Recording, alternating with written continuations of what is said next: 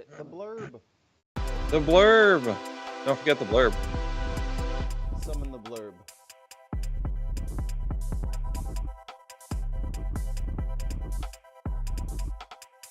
So I was fucking around. Check this out. So if I drop this to 40%, it sounds so sick. Ooh. That's nice.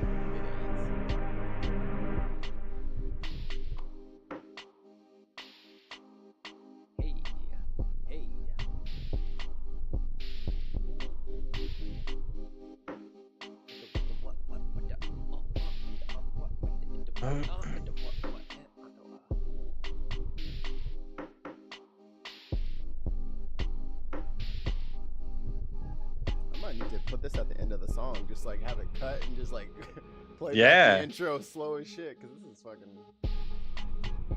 Oh yeah, soundboard. Just a little sound check.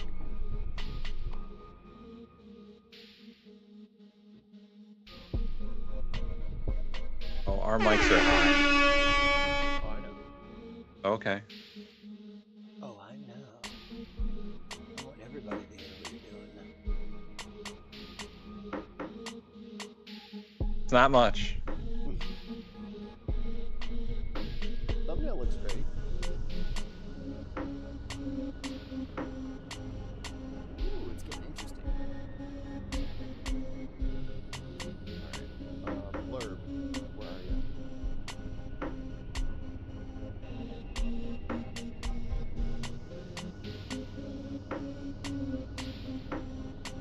Oh, there it is.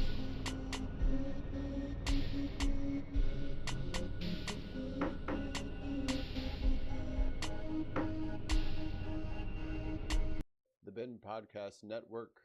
Oh shit. This I always want to say the and it's this. This Bin Podcast Network production is brought to you by our patrons whose continued support keeps the lights on. So thank you so much, Ollie, Dutch, LeClaire Vert, and as always, tons of mice. And now, Tim. From Universal Studios Hollywood.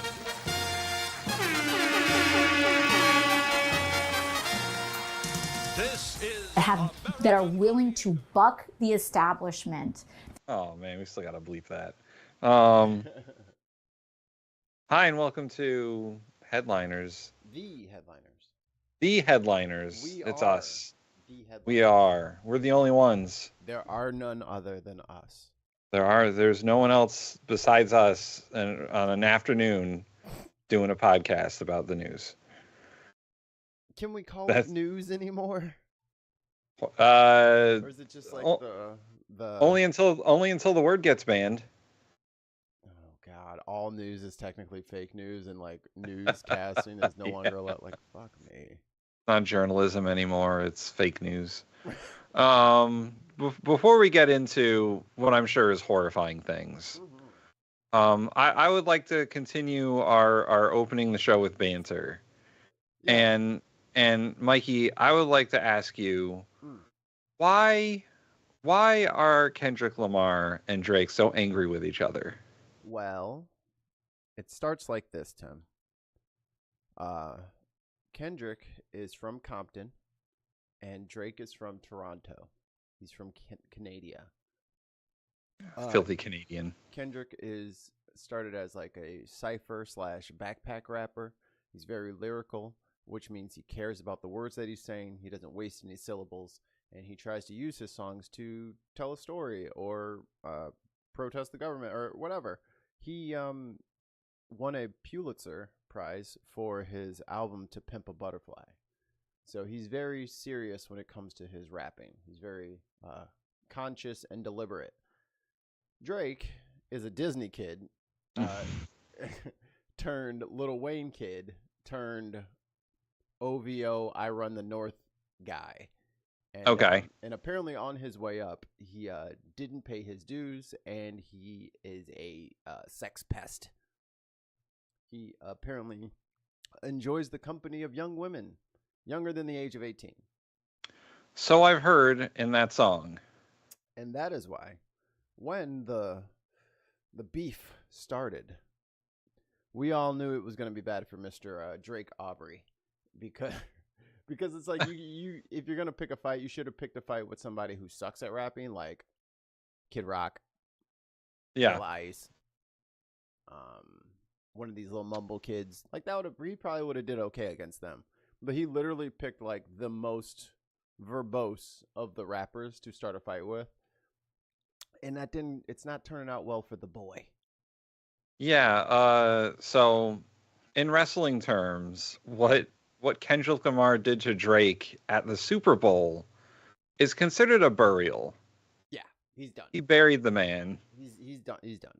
That's a wrap. Why did he choose the Super Bowl to just ruin a guy? Well, he said it in a thing. It's everyone's favorite song right now. It's not. I've heard that as well. It's not his fault. He just played what the people liked, and they I've like shitting on Drake. I've heard it a few times, and it's quite catchy. Look, and when Mustard was out there on the field, Mustard! Oh, the whole place went crazy.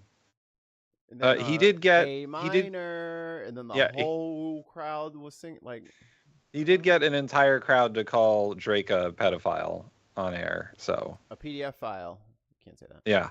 Oh yeah. A whatchamacallit. Likes him young. PDF file is pretty fucking hilarious. PDF file, yeah. He did get 100,000 people to chant that, so And there was some consternation, and even storied hip hop chronicler Skip Bayless was like, Lil Wayne should have did it. Lil Wayne should have did the Super Bowl in New Orleans. Lil Wayne should have been like, is Lil Wayne sober enough to do a show for that long? Is he clean?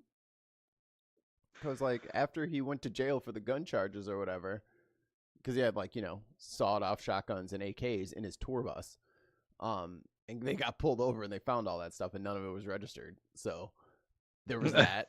So yeah, that might be why he's not allowed to do the Super Bowl halftime show. It's because he's got multiple felonies on his record, and advertisers probably don't want to promote the guy with multiple felonies on a record.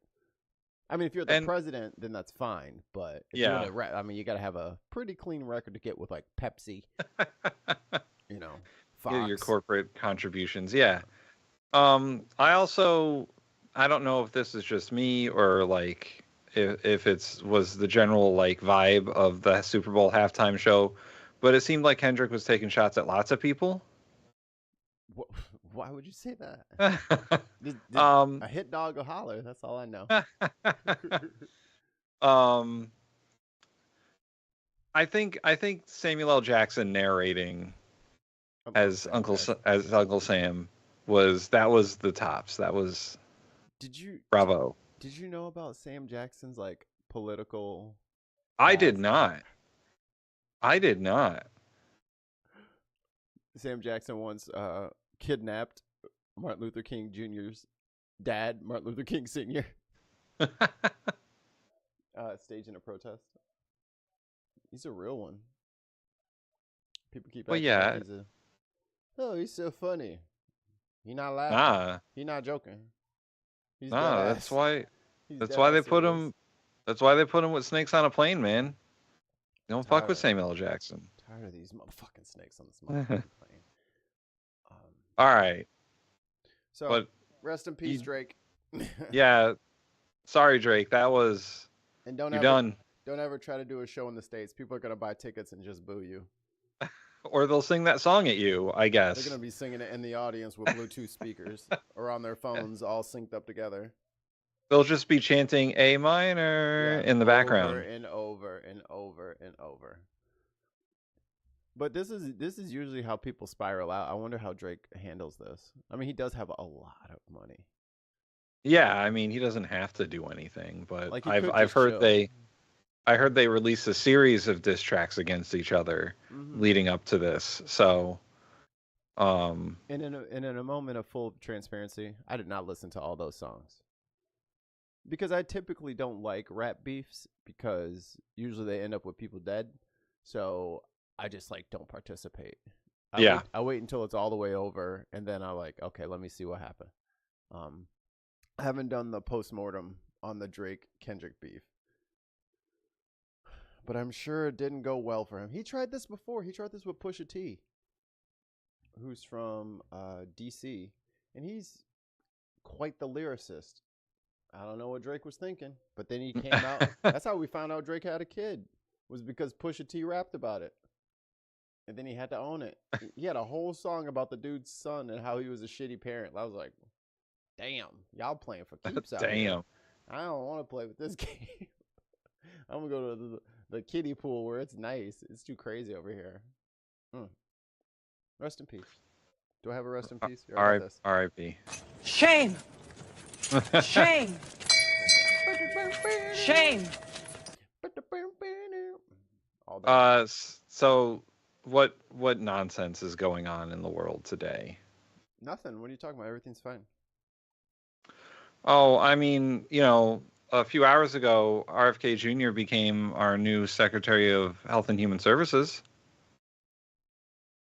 I just heard about a measles outbreak in West Texas. I wonder what he's going to do about that.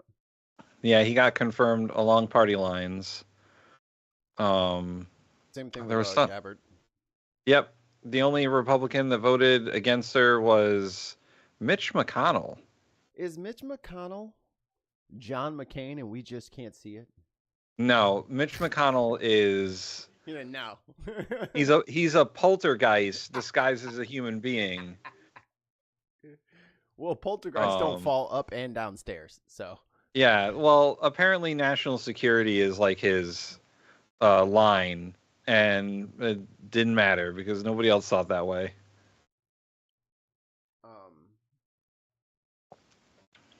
Did you this thumbnail just totally threw me off. Illinois Ford card just found unconstitutional. Yeah, sure, whatever. That's a firearms operator ID. Oh.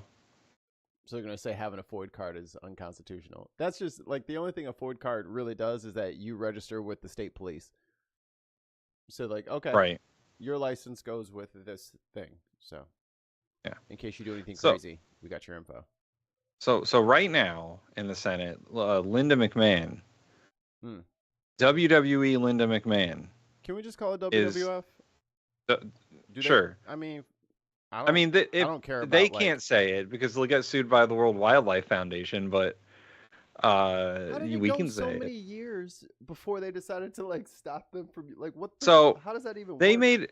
They made a deal with the World Wildlife Foundation that they would only say WWF in America, and then they started saying they were the WWF in England when they went to shows in England, right. And the World Wildlife Foundation was like, "Well, that's enough of that. It's our name, not yours. Go fuck yourselves." And then they lost, and they had to say they were the WWE. So it's really their own fault. They could have had it, but they decided to ignore reason. And now Linda McMahon is being interviewed for Secretary of Education, a department of the government that surely won't exist soon. Yeah. And her son, Shane McMahon, is sitting behind her, the doopy fucker. Shane fucking McMahon. And her son-in-law, Paul Triple H Levesque, who is WWE's current content officer, is sitting directly behind her, looking bored as shit. And I'm surprised Vince isn't there. But it's probably because he's a sex criminal. Yeah, he's not allowed to be on camera anymore. You have to leave him in the back.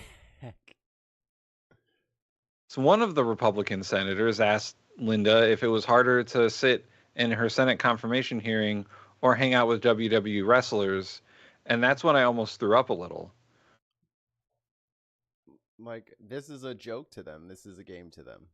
All of this is so funny. It is the least serious thing that I could think of. I mean, who cares if there's a Department of Education?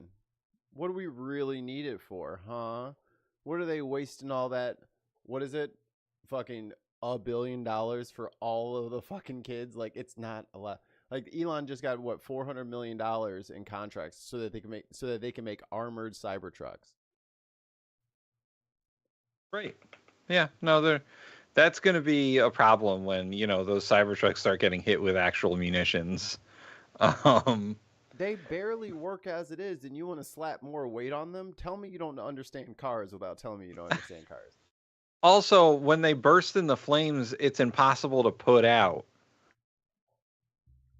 That's a problem for the people inside the car. Because, I mean, it's already like 7,000 pounds. And then you're going to put like another 2,000 or 3,000 pounds worth of armor on it. Dude, it's not a combustion engine. It doesn't have a transmission. It's electric motors. So I'm imagining, unless they put some fucking super wobbly, grippy tires on there, if you put regular street tires on there and you slap all that weight on an already heavy car, you're just going to be burning your tires up. Yeah. Oh, good luck trying to stop that thing. Yes. Because when it's 9,000 pounds and it's called inertia, dumbass. I mean, I hear if it gets slightly damp, it'll just stop anyway. So they'll never stop us. Some dude out there with a hose. Back, ye Cybertrucks, back. Oh no, it's raining. They're going to attack. Quick, we must They're attack. defenseless. We must attack before this cloud comes. But I mean, what could possibly go wrong with semi-autonomous driving 10,000-pound bullets? Yeah. What could go wrong? That's probably controlled by some fucking smartphone app that Elon has in his pocket. So his little fucking kid who told Trump to get out of his daddy's chair. Yeah, man. That press conference. That press conference. Boy. Did Trump look like a co-dad or what? Like, yeah, dude, he was like second dad. This is my second dad. This is my birth dad, and this is my second dad. Yeah, boy. Elon bringing his kid there is wild. Why is your fucking kid with you anyway? This is the people's business. Oh wait, no, it's not. It's your business. No, he doesn't care. This is like a fucking. This is a fucking field trip for him. He's just hanging out with the president. They're best mates. So if he does that with Trump, what does he do with all the other people when we're not watching him? I know. How is his relationship with Xi Jinping? How's his relationship with Putin? Yeah. And he's not even dressed. He was just wearing like a sports jacket and a t-shirt in the Oval Office. Like he has zero respect for the office. And two, it's just like hangout day. It's bring your kid to work day for him. No, it's bring the human shield every day. I saw that. Dragging his kid around and sticking him on his head all the time. Why do you keep doing that? There might be more Luigis out there. Why do you keep putting him on your head? Kid's gonna be 6'6". Come on, climb up here. Climb up here, goddammit. Get up here.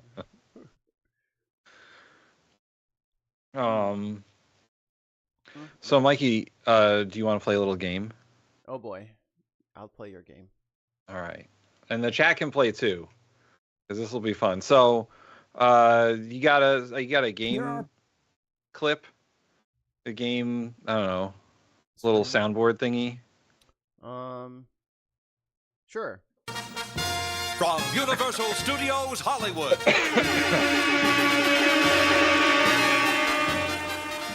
How'd that go? That's good. That works. All right, so we're gonna play a game called "Is This Project 2025?" Let me see if I got some music. Hold on. Go ahead. Sorry. I have the first 15 executive orders that Donald Trump signed, and we're gonna play a game called "Is This Project 2025?" where either of these executive orders are or aren't part of Project 2025. Is there a third option? There is a third option. It's called kind of. Okay. Yes, so they no, either kind of. Yes, no, kind of. So here's what we're gonna do. I'm gonna read the executive order. And you're going to tell me if it's part of Project 2025, and the chat can weigh in as well. I got this. All right. Executive Order number 1. Yes. Hold on.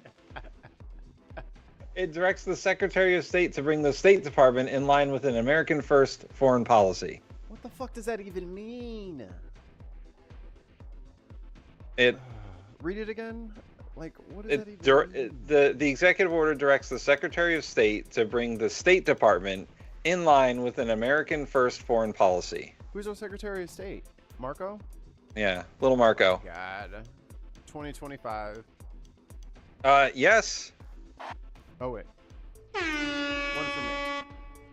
One for Mikey. So, the explanation here is, it says in Project 2025 that the next president should recalibrate the State Department to handle treaties and agreements primarily by restoring constitutionality to these processes.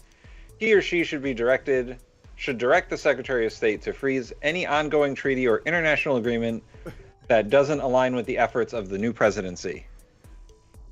That is a direct quote from Project 2025. Like, I'll let us keep going through the list, but there's just like an underlying theme here of incompetence. Yes. Yes. Executive Order number 2. Hold on one second. Instructs. It was delayed. I hit the button. Oh shit! It didn't go. Instructs the Attorney General to not enforce a ban on TikTok, which was enacted by Congress in 2024 and upheld by the Supreme Court this year for 75 days. Is that part of? I'm gonna say no because that was after it came out. Anyone in the chat? Yes or no? Yes, chat. Give us your answers. No person. She's a Marxist. Mikey is correct. TikTok is not mentioned in Project 2025. They didn't even have that shit downloaded. Nope. They can't. Executive Order no. Wayne, you're already wrong because you said yes to all. Executive Order number 3 states that it's American policy to have the armed forces protect U.S. borders and requires the Defense Secretary within 10 days to deliver a plan on sealing the border and repelling forms of invasion, including unlawful mass migration. Is that Project 2025? Yes, final answer. You are correct, sir. Many times. Many times this was mentioned in Project 25. It said illegal immigration should be ended, not mitigated, seal the border, not reprioritize it. This is a fun game, right?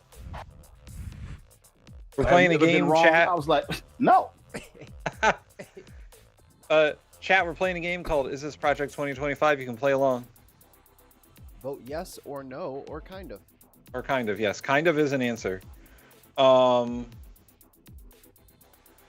Executive Order number 4 declares a national energy emergency and expedites energy projects as well as fuel sales. Is this... Yes. Is this Project 2025? It is, Tim. Finally. Yes. Finally. Freaking bleep mother froggers. Got that shit. Next. Nailed it. The answer is yes. It says that the next conservative president should go beyond merely defending America's energy interests, but go on the offensive and assert around the world America's vast reserves of oil and gas and blah, blah, blah. So yes, there is a large section of this in Project 2025. Like, what do they plan on doing? Apparently in Project 2025, it's to counter China. Elon is giving China money with business.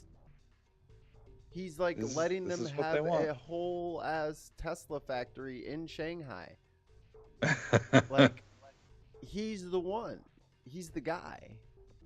He is the guy, and It's him. It's pretty wild that Elon wants all this extra fossil fuel production. He fucking makes electric cars. Yeah, but he's totally cool with all this extra energy output. We're gonna drill Alaska into oblivion. Cool. All right, Mikey. Yeah, go ahead. Oh, have your thought.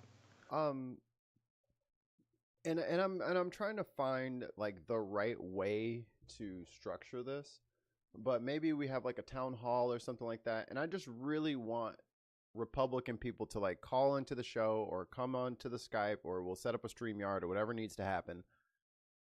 Like, I need you to fucking listen now. Like now I need you to listen, because you have to unlearn the stupid shit you learned, or else you're not going to be part of the revolution to help us fix this shit. You know, like, you have to unfuck yourself. Yeah. None of what he said was true. All of this shit is bad. None of this will help you even a little bit. Even a little bit. None of this helps you even a little bit. All of this is bad for you personally. If you're watching YouTube of small channels, specifically you. Yeah. This is facts. Not the people up in DC. They're already rich. Most of them. Well, 99% of them are already rich, already independently wealthy. It's you that's going to get fucked by this. It's you that's been let down by the Democrats, and it's you that's been lied to by the Republicans. And I work for one of the more, let's say, vocal Democrats, one of the more liberal Democrats, Congresswoman Rosa DeLauro. And like, the phone calls we get are just not just Democrats. Republicans are upset about this stuff too. And you guys didn't vote for Democrats, and they don't have any power now. And I'm not saying that like you should have voted for Kamala, but you should have voted for Democrats in Congress. Yeah. That was the counter to Donald Trump. Yeah. Even if you did not uncommitted or whatever, we still need the House. Like, and that's like, it sucks that we have this fucking two-party shit, but you don't lose the fucking two-party shit before you set up the three-party shit or the five-party shit. You know what I mean? Like, you don't sacrifice your own fucking king to check somebody's king. Like, that's not how the game works. You know, and like you made us lose on purpose. Yeah. I think now is the time for the Democratic Party to go back to being, you know, the working class union progressive party that it should have always been, and stop with all this fucking corporatism. I think that they need to push the AOCs and the Ilhan Omars and the people, Jasmine Crockett, who yesterday Stacey fucking Abrams. Like the people who put the Marjorie Taylor Greens of the world in their place. Yeah. I didn't watch it because I figured we would do it for the show, and it's been fucking eating at me, man. I'm like, oh, I gotta see this. And I was like, oh, don't, because I'm a YouTuber now. That's content. I want a fresh reaction. So I haven't seen it yet, but I'm excited to watch it tonight on Unbox Politics. Damn it, that's not an air horn. There you go. So, moving on to Mikey, you're 4 for 4 now.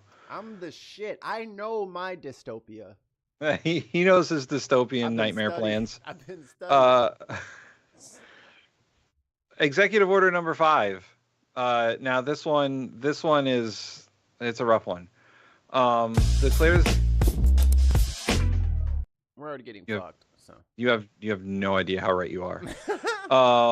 Declares that it is U.S. policy to recognize only two sexes, male and female. Oh my God, that was right on. Yeah. Directs the federal agencies to use the term sex, not gender, to ensure that federal personal records and government-issued documents such as passports are accurately reflect the holder's sex. It goes on for a bit about that. Is that Project 2025?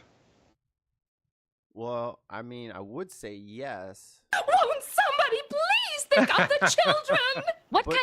But they didn't like make trans people out to be monsters. So I'm going to say no, it's not Project 2025. It's just a separate one. It is Project 2025. Shame. Shame. Bill Paul is a shame. He's shameful. God damn it. Project 2025 says the next administration should abandon the change redefining sex to mean sexual orientation or gender identity under Title IX immediately across all departments, which means not using the word gender, but using the word sex on government documents. But they don't understand what that means. They said everyone's sex is determined at conception. Like, they're dumb. It also said that to remove all guidance issued under the Biden administration concerning sexual orientation and gender identity under Section 1557. Wait, is that like? Are you serious? Like, that's the conception? Yeah, thing, that right? is that is yeah, Tim, that is word Tim, for word. We are women. We have to go downtown to the post office and get our fucking IDs changed. We are no longer there are no longer any men in America. Everyone is a woman now. Some women have beards, some women have long hair, some women have kids, some women don't. We are all women. The Project 2025 also wants the removal of any, what does it say? Any enforcement on any prohibition on sexual orientation or gender discrimination. So they want to remove gender and sex as a protected class. That's what they want to remove. You can now discriminate on the basis of gender, which was an entire Supreme Court justice's life. That was Ruth Bader Ginsburg's life was defending that, and it's gone now. Don't want to kick us while we're down, but man, it would have been nice if she left in a timely freaking manner and let us put somebody else in there. Maybe we still have a democracy. Moving on in chat, feel free to play along. We're playing Is This Project 2025? Number 6. Number six. Executive Order number 6 from President Trump calls on key cabinet secretaries to create a list of cartels and similar groups to consider them designated as terrorist organizations. Is this Project 2025? Yes.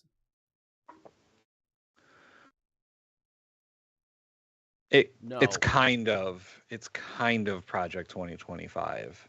Tim, it's not my fault. I was distracted. We have breaking news. News. What's the breaking news? Starbucks is being sued because its workforce has become more female and less white. Damn. What? Progress Starbucks is being sued by who? Progress only just sent me this. The Missouri Attorney General filed a lawsuit against Starbucks on Tuesday, alleging the company discriminates based on race and sex. The lawsuit filed by Missouri Attorney General Andrew Bailey alleges that Starbucks favors hiring women and people of color instead of hiring based on qualifications. It's Starbucks. You know what the qualification is? Are you allowed to work? Can you do this? They train you. I understand there's no such thing as like unskilled labor because that's a lie that's meant to manipulate the labor force. But they train you to be a barista or whatever. Like I've done similar training. Before I worked at Panera Bread, I never knew how to make a cappuccino, but now I do. It's actually called the St. Louis Bread Company, sir. Oh, yes, the St. Louis Bread Company. Before I started working for the St. Louis Bread Company, I never knew how to work one of those fancy espresso machines, but now I do. Well, it takes like 2 hours of training. Well, then you should go to Starbucks and be the manager because you are white and you have experience, and then that trumps out the girl who lives close to the store and who has the availability to actually provide something to the company. No, I should take this person with shitty fucking availability because white. No, I'm going to take whoever has the most flexible fucking schedule, dude. That's who wins every single bid for a job. Who can be here the most? Every time. And Starbucks is not like a hero in this either because Starbucks is vehemently anti-union. Them? No. Well, it's fun when they eat each other though. Yeah, it's fun to see these guys fight it out. But like Starbucks, they have a lot of benefits, but they're anti-union. it's a weird place to be in, and like some Starbucks are now unionized, most aren't, and like it's a whole big like Amazon type situation. Starbucks' U.S. workforce was 70.9% women and 28.4% men. Wait, that math ain't math. This is their shit. Don't come for me. I'm just saying. In other words, since 2020, Starbucks' workforce has become more female and less white. Oh no. When Is will that men stop being persecuted in this country? I ask you, Tim. I ask you. I bet you they're less Christian too. And we're putting that Christmas cup right back on there. The lawsuit takes issue with with several Starbucks' diversity goals, including its goal to achieve BIPOC representation of at least 30% of all corporate levels and at least 40% of all retail and manufacturing roles by 2025. What's their problem? Like, do you not want women to work? Is that what's going on here? Like, No, they need to be in the home, Tim. making cappuccinos for me. They don't, dude. Who wants to buy a cappuccino machine and force their woman home? Just buy a fucking coffee. You don't have to ruin the earth. Just buy a coffee.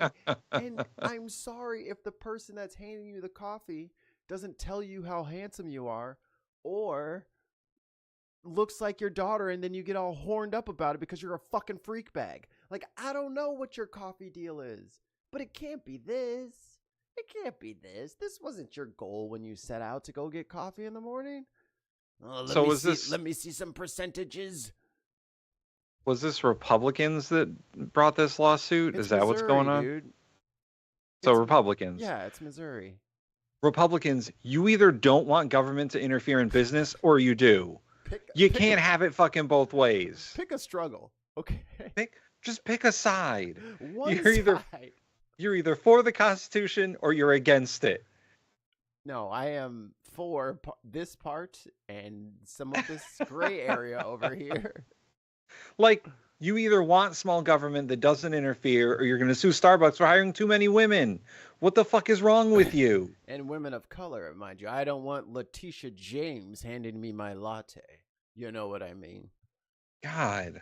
They're so it's fucking racism, dude. Like, this is so tired and old. How are we still dealing with racism? The hypocrisy is staggering. And then all those blacks for Trump, they looked at that cabinet like, "Hey, we didn't even get HUD." Yeah, last time he at least gave you a HUD. They stuck the neurosurgeon in HUD. Yeah. I like how Trump just like sticks people in random. Like Linda McMahon does not know anything about education at all. I think she served on a school board once for a private school. Like, she doesn't know shit about, at least when she was assigned a small business. Okay, maybe WW was a small business at some point. But like, she doesn't know anything about education except how to run a business, which is not how you're supposed to run education. It hurts me on the inside. Anyway. Like, this is, like, I don't know. Thank you, Progress Only. That was funny. Thanks, Progress Only. I hope Starbucks fucking wins, even though they're anti-union. I hope they fucking win. I think they'll come around. Like, Starbucks is bad, but they're like a newer newer strain of the virus. Yeah. And this one, actually, they do kind of listen to their people. Like, they don't do exactly what everyone tells them to do, but where they are now versus where they started, we didn't think that was going to happen. So I have hope for Starbucks, especially with all this Trump shit and these tariffs and all that stuff. I think they will lean into their people. It is a greater problem with the fast food industry as a whole. Right. That there's not enough collective bargaining and unionization, especially for jobs where, I mean, I worked a bunch of those jobs. You get zero benefits. None. Yeah. You don't even get sick days unless you work full time. So Progress Only says it makes St. Louis unemployed. It makes St. Louis unemployed. I don't understand what all this shit is like. We'll get You there. either want people to work or you don't. You just pick a side. Anyway. I'm sick of them depending on the government. All right, they'll go get a job. Well, not that job. Like, shut up, dude. You don't even work over here. There's too many women working over there. We got to even it out. Jesus Christ. There's too many women. Not enough straight guys are working at Starbucks. You want to know why? Because they fucking get weird and then they make everybody uncomfortable and they have to get fucking fired because they can't work with women. That's why they just pool together in certain industries because they're just so socially inept and empathically blinded that they just say stupid shit whenever they get around a cute girl because they think they're just being nice. And then they get fired. They're like, what the fuck? It's because you're weird. Okay? Yeah, because you're being a weird fuck. You guys Just are learn like, how to talk to women. stop treating them like sex objects permanently, and then maybe you'll, like, I don't know, have a good conversation one time or two. I think it would benefit every man if they had a friend who was a female and like that's all they were is just their Yes. friend. A girl or a lady, how shall I say? A lady who can literally, like, they may be attracted to that person, but who is ready to rebuff them in the most public and embarrassing way possible if he ever goes there. He needs the threat of shame at all times because then he'll be careful. But like, I grew up with sisters. I have a single mom. Like, I don't, and like my sister played basketball and shit like that. So I was like surrounded by women that were older than me forever. It's not a big deal. I just talk to them like people. Guys, you got to stop being weird, man. Yeah, okay. You got to knock off the... Wait, do I have a weird clip? Hold on.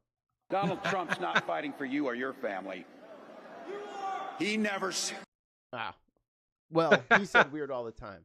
So just stop being weird. Don't be weird around girls. Ladies. Just learn how to talk to women respectfully. We're married. We know. Yeah. We're ugly and married. I don't know how any of that happened. Both of our wives can't see very well. Our sultry voices. Our siren song is what led them in. It was my perpetual unemployment that really just dragged her to you like an anchor to a ship. I'm the ball and chain. No. You're the ball. She's the chain. So going all the way back to the executive order. So the answer is kind of. Ton says learn some game, boy. Exactly. Yeah. So get a ukulele and play covers out in public. You will get dates. You will get dates. Yo, if you're good with a ukulele in public, you will get dates. You could just stroll around playing fucking like play Master of Puppets and shit. Play hard ass music on a ukulele. All the babes will love you. I do a lot of like random open mics with just like not comedy, just like all sorts of music. Mm-hmm. And anytime a guy comes up with a ukulele, he's the fucking star of the show. Yeah. You heard it here first. Just saying. Oh, can we switch this to dystopian news? Dystopian news. We'll have to wear suits, or at least a shirt and tie. I got shirts. I had to buy a bunch. Should we do shirt and tie dystopian news broadcast on Tuesday? Okay, but how? All right. If we do this, how much like Cody should I look like? Yes. This is our day to do it. How disheveled do I need to be? I'll even have Zero up here, and I'll have him be Wormo. I've got a tie that I can ruin. I'm just saying. Ollie can be Katie. Oh, you know what? I got a bow tie that looks real like disheveled. I can do that. I'll put just some flames as our background. Our desk is just like the meme of the dog saying "This is fine." This is fine. That's funny. What were we talking about? All right. Oh yeah. So it's only kind of because the executive order says that they should be classified as terrorist organizations, and 2025 does not. It mentions how to handle cartels, but it doesn't say they should be designated as terrorists. And Mexico had a really good response to that. Yes. With the with like Claudia Sheinbaum is something else. Like, there's a reason she has 80% approval. Like, I know. She not only does she talk regular, normal, no fluffery, no buzzwords, just straight up talks to the people. And she was like, "Look, man, you calling people over here terrorists, it's kind of messed up. We wouldn't do that to you, even though you're dropping off all the guns that are killing all of your people and now some of our people. So I hope we can work together. You get your guns under control. We're already doing what we got to do over here. Maybe your people should stop buying and doing drugs. Maybe you should work on that." Like, she was just like laying it out. Like, look, dude, I'm not trying to be an asshole here, but I'm also not going to be your bitch. Yeah. Yeah. Yeah. Good for her. Good. Yeah. Good. I mean, Moving to Mexico. or Canada before Ooh. Trump makes it the next state. All right, guys, let us know in the chat. Are you moving to Mexico or Canada? Where are you immigrating to? I was talking about this in one of my classes the other day, and one of my classmates who's a big history buff was like, "Yeah, Canada doesn't fuck around, so we shouldn't be starting shit with Canada because they will fuck us up." They're not finna fuck me up. I'm like, hey, over there. I'm blending right in, baby. He said that part of the reason for the Geneva Conventions is Canada. Yeah. A Canadian never saw a trench they didn't like. All right, Mikey, you're 4 for 6 here. You're slacking. This one I think is ADHD. This is a toss up though. I mean, this is literally like you could, this is after Malmedy. Some German captives were executed by American troops. Wrong answer. When you are wrong answer. I think that this one's a layup. Executive Order number 7 ends all diversity, equity, and inclusion accessibility programs, policies, and mandates across the federal government, revising union contracts and employment practices to end them, as well as directs the government to terminate all positions related to DEI. Is that Project 2025? Yes. You are correct, sir. That is like 50% of Project 2025.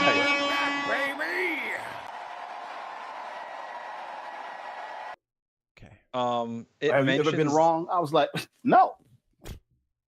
It mentions this shit so much.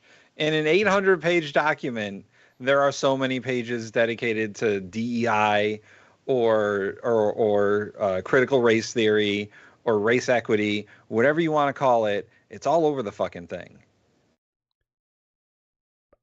Which is hilarious that a white South African is, Yeah. implementing that. That's funny. But Starbucks is hiring too many women. Too many. The men could apply. They could. They could apply and then not be an asshole. Maybe they're just not good at making coffee. Maybe they need to learn how to do a fucking job interview. You're losing, dog. Just be better, guys. There's mad heavy shit in there. You should have made yourself an asset. Yeah. Some of that shit is heavy. Use your advantage your advantages as a man. Use that manly advantage you got over everybody to get that fucking job. Didn't work, did it? I could pick up 5 cappuccino machines. Yeah, but you be late all the time. Are you gonna show up on time? Yeah, are you gonna show up to work on time, dressed appropriately? You smell of liquor, sir. I can make them. I'll do it. I'll make a venti cappuccino. I'll make it all. Make it all. I'm Idris Elba. I goes where I goes. All right, Mikey, number 8. We're halfway through. Oh my God, Tim. We're gonna watch I said a video. there was 15. This is a lot. It's not a lot. Okay. Maybe we're going too slow. I'll stop commenting. We are going too slow, maybe. All right. All right, we'll plow through these. Lightning round. Lightning round. All right, lightning round. Yes, no, or kind of. Yes, ready. Executive Order number 8 calls on the Attorney General and all other federal agencies to review all civil and criminal enforcement activities, as well as intelligence actions that were happened during the last administration. See if any actions were done solely to punish political opponents. Is that Project 2025? Yes. Yeah, it's basically the whole thing. Any part that wasn't DEI is this stuff. The nasty shits. In fact, the executive order and Project 25 basically have the same language. All right, number 9. Number 9. That's a Okay. joke. Number 9 renames the United States Digital Service to U.S. Doge and creates guidelines for its new organization aimed at modernizing federal technology and software to maximize government efficiency. Is this Project 2025? No. You are correct, sir. It is not. Project 2025 doesn't mention Doge, and although one of its goals is to realign the government to be more in line with the president, it's not like, hey, fire everybody. Not yet. We're almost there, Mikey. We're almost there. Executive Order number 10. Number 10. Revokes security clearances of 51 former intelligence officials who signed a letter stating that allegations surrounding Hunter Biden's laptops had been tied to Russia, and instructs agencies to issue a report detailing any inappropriate activity related to the letter or any additional disciplinary actions. Is this Project 2025? Yes. No, it is not. This is just Trump vendetta shit. This is just Trump being a dick. We gotta get some wrong for suspense, you know. That's true. All right, number 11. We're going through them. There's only 15, so we're almost there. This one, we're almost there. This one, your latte. The Fiona wishes you to have a good day. That motherfucker was looking very orange, by the way. He was looking like he was looking like a safety cone. Yeah. That spray tan is terrible. One of them barrels. Number 11 repeals dozens of Biden-era executive orders, including the task force aimed at reuniting migrant families, orders around COVID, racial and gender equity, and climate change. No. Is it Project 2025? No. Yes, all of it. Cool. Yeah. Number 12 calls on the Attorney General and the Secretary of Homeland Security to establish a Homeland Security task force in all states nationwide. Project 2025? Yes. Kind of. Kind of is the answer. It gives Homeland Security broad power to do whatever it wants, but it doesn't say to create a task force in all states. Tricky. Yeah, a bit tricky. I looked hard for that one too. I was like, it's got to be in there somewhere. It wasn't. You number control F'd hard on that one. I did. There's so much control effing.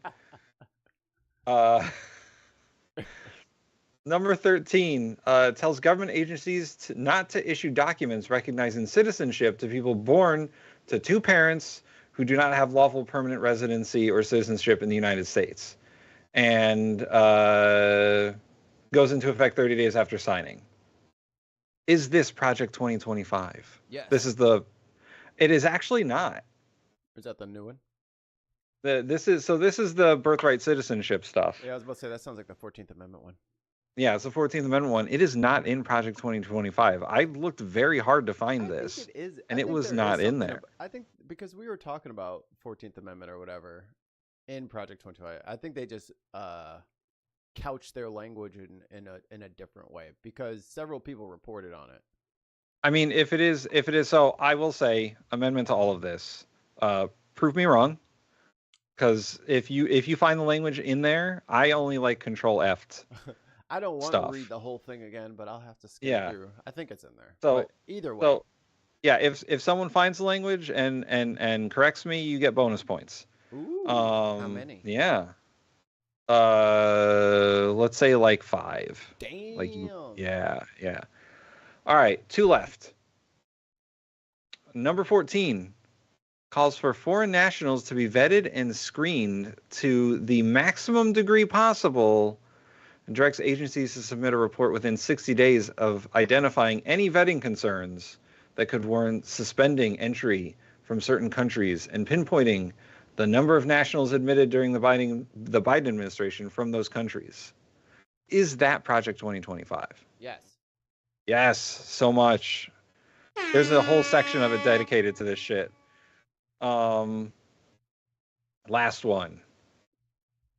Here we go. The finale here. For now, because there's like 45 more of these. Ladies and gentlemen.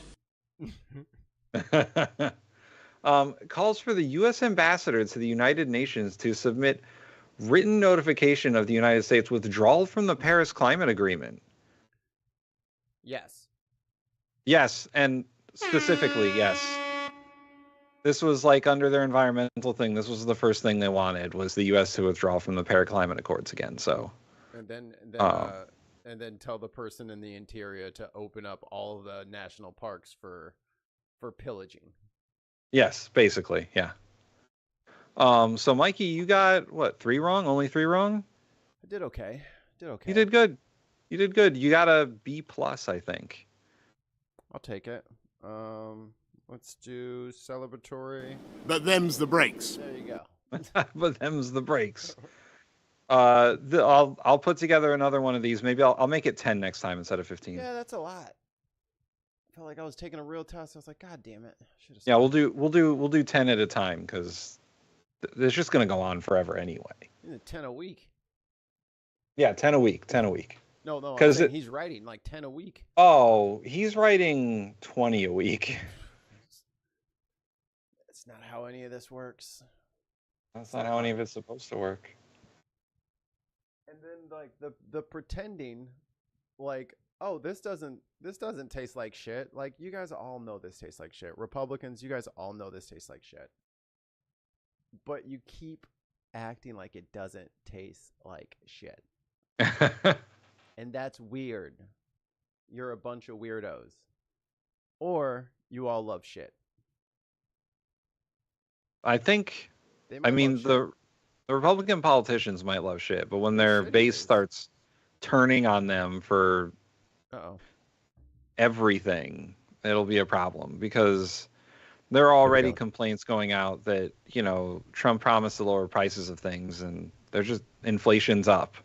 So it's going to keep going up because it's tanking the market on purpose. Yeah, and then Trump was like, "Oh, it's Biden inflation. Biden's not president anymore, bro." But no one's even seen his ass. Yeah, he's gone. He's probably in a hospital bed somewhere getting fluids pumped directly into him. Like he went back home to Delaware and he ain't never leaving his house again. No.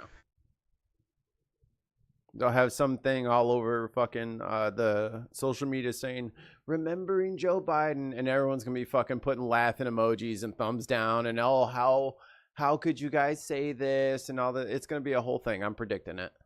Yeah. Yeah. Everyone's going to pretend like they loved him so much, even though he was a vile, fucking racist, genocidal monster. So whatever. Mikey, it is the top of the hour. Top of the hour, you say? Where's my blurb? Blurb! Wait, that's not it. You need the blurb. Everyone who's in the chat right now, like the show. Like it, like it. You know that you like it. Like it, like it. Okay. This been podcast now. Oh, wait. From This Universal Bin Studios Podcast Hollywood. Network production is brought to you by our patrons whose continued support keeps the lights on. So thank you, Ali Dutch, LeClaire Vert, and as always, tons of mice. We love you. See, that was a good one. That was a good one. Yeah. That's good. You're warmed up now. Yeah, I was, out of the blocks, cold. You know what I'm saying? Tripping over my own shit. Hello, everyone in the chat. We got Scott and Billy and Jan and Progress Only. Tone is oof. Tone is oof. Of Mixa. Meeks. I don't know how to pronounce that. Hi, Tons. All right. What else we got? We got some of dish right schmear. And by the way, the Majority Report, Sam Cedar in particular, has been really kind of been the one voice I find online that actually is, I would say, the proper amount of outraged. You know what I mean? Because there's a lot of the like, well, we'll see what happens, and okay, and like the Hakeem Jeffries and this bullshit that they've been up to is not only like more symptoms of the problem, but their unwillingness to stand aside to let someone else do the work for them is frustrating. Yeah, like the keeping AOC out of that committee, which she clearly needed to be in that committee. I mean, can they still just change it? Can he just Right. just get out of the way, dude? Just step down and let her take your spot. Like, that's the right thing to do. And you got to know that. Even if it hurts your little pride. Like, you're not up for the fight, dude. Just get out of the fucking way. You're not up for the fight. Now is the time for the Democrats who know how to be activists to go out there and do it. Like, I don't think largely it's an age thing. I think it's a motivation thing. Like Chuck Schumer, he's just not motivated to the same way that other people are. We will win. Yeah. We will win. Are you fucking joking, dude? Go away, sir. It is not the time for the statesman. Chuck Schumer is a statesman. It is the time for the Democrats who are activists. We need the street fighter. Chuck I need Schumer, a Shoryuken coming out of these motherfuckers. I need some shit. Yeah, Chuck Schumer is fine as minority leader, whatever. But step aside and let the other Democrats who know what they're doing in this scenario to do it. That's what I'm saying. Like, the progressives and the people who are activists should just break off. Yeah. Like, there's no money over on the Democrat side anyway. Like, you don't need money to run a campaign anymore. There's the fucking internet. Yeah. There's, I mean, this is easy. This is using the gifts of the oppressor to your advantage. Like, just use the internet, dude. Stop fucking mailing shit to people. Stop paying CNN. Stop paying CNN all this thousands and thousands of dollars for bullshit. But anyway, I hope we can find a way to get some sort of call in or something so we can start deprogramming some of these Republicans. If you have a Republican friend who you think might need a nudge over the thing, maybe we'll bring him on to do an interview with him or something like that. Let us know. But this piece here from the Majority Report speaks for itself, but I'll pause it a whole bunch here. People, whether it was that guy I talked to in the coffee shop who says, like, I don't know if I can pursue this stuff in history because of the NIH stuff, or the people who, show up at daycare and there's no daycare because the government funding for it is frozen, or the people who are on Medicaid, their government funding is freezing, or the people who are all of a sudden like, wait a second, how come I'm getting double billed on my overdrafts again? Because the Consumer Financial Protection Bureau has rescinded that and is shut down, or the people trying to unionize and the NLRB can't adjudicate the unfair labor practice. We go on and on. There are real things happening on the ground. Democrats could be out there providing the context for these lived experiences of the American people. Right. And where is that? And where is that? Yeah. Every time that call comes in that, hey, my aid got cut off. Hey, my loan didn't come in. Hey, my daycare is not open because they didn't get their grant money didn't come in, so they're not able to pay anybody because the fund that's supposed to pay the workers never showed up in the account, so they have no way of paying these people because Elon is going to make mistakes. Yeah. I mean, put that in their face, man. Just yesterday, I took a phone call at the Congresswoman's office about a nonprofit who still had their funding frozen and they said they only have like 2 weeks left of money, and then they were going to have to shut down. And then, you know, we did what we could for them, but there's not much that can be done from like the Congresswoman's office. You can't go, because like a lot of these nonprofits are funded through like block grants that are given to the state and then disseminated. And if the grant is frozen at the federal level, what are you going to do? And for people who aren't from here, none of that shit's legal because Congress already passed the law to appropriate that money. That's the only way that like tax money comes in. Congress passes a law, or Congress writes a law. President signs it. That is executed until it's done. That's why it's usually very long. It's very specific. It's usually hundreds and hundreds of pages because once it is in there, that is where that money is routed to go. That is the train tracks that train must be on. And asshole's just taking out chunks of track out of the middle of the track. He just takes it out because he feels like he can do that. You can't. And I think the major problem and the problem the topic we keep circling around is what are the Democrats doing? Are they doing enough? You know, where are the Democrats on all this stuff? And I think that the major problem is there's so much to react to that the Democrats are just flat-footed on all of this. And they're slowly coming around to an idea of how to coalesce around fighting back. But every day, it's like 10 things happen. Yeah. And every day, it's, we have to react to this, we have to react to that. And I think that one thing that Hakeem Jeffries said that made sense a couple of weeks ago was to tune out the noise of stuff that Trump is just doing to do. Right. Like, tune out the Gulf of America shit. Yeah. And focus on, and focus on keeping the government funded. Focus on making sure that, you know, the Trump administration is not out there destroying entire agencies. And they're slowly coming around to that realization that they have to fight the right battles. But the Trump administration is making it so hard to figure out which battles to actually fight. And the Democrats are stretched thin on all the fronts that they're fighting on, that it's difficult for them to react the proper way because they have to put out a press statement about this, press statement about that, an event about this, an event about that, you know, going out to USAID and protesting. Now they have to figure out how to keep the Department of Education going. Like, it's so much. They had no plan for this. Right. But obviously, the Trump administration had an 800-page document to implement. If only they read it. If only they read it, and then had a counter ready to go.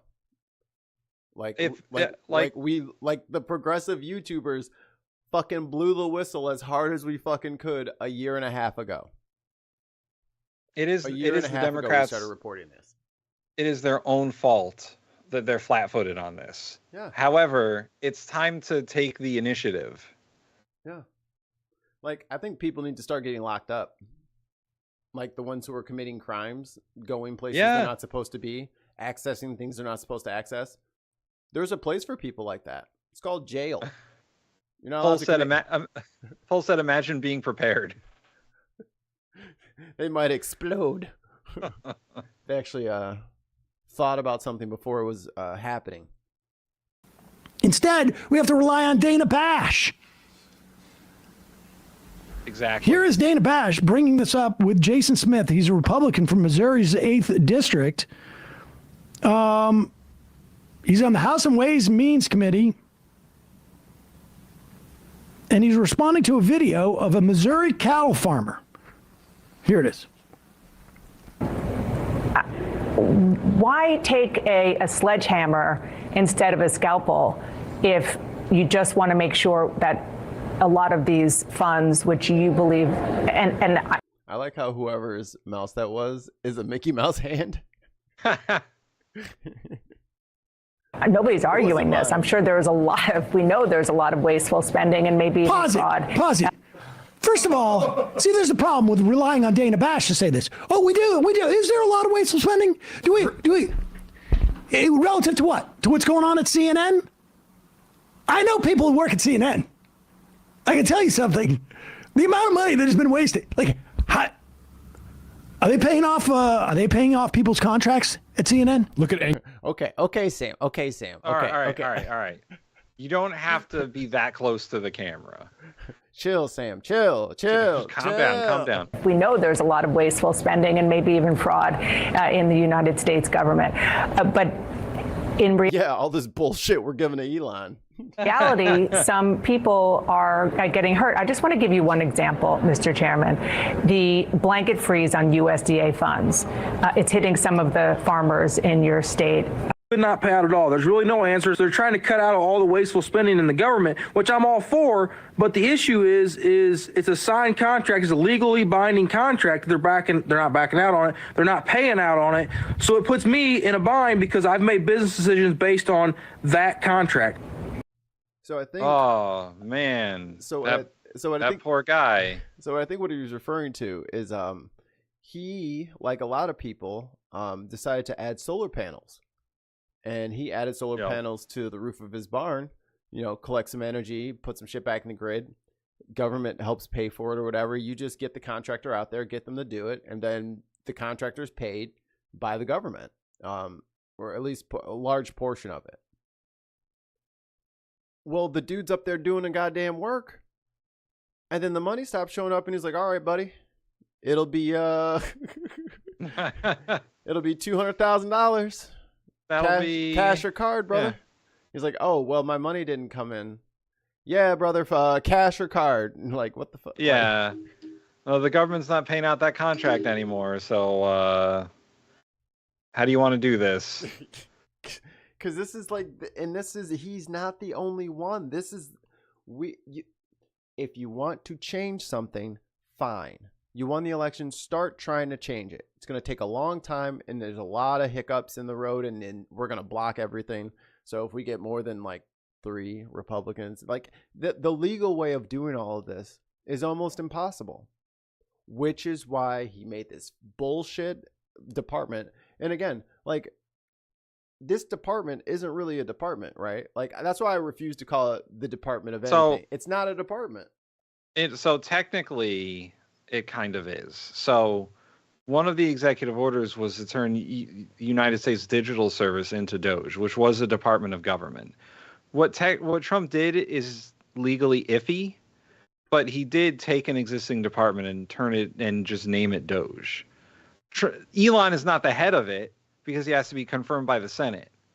He's just a special government employee. No, whoever the current head is, whoever it was before. Elon is not the secretary of DOGE because he would have to be Senate confirmed. It's a cabinet appointment essentially. The department exists.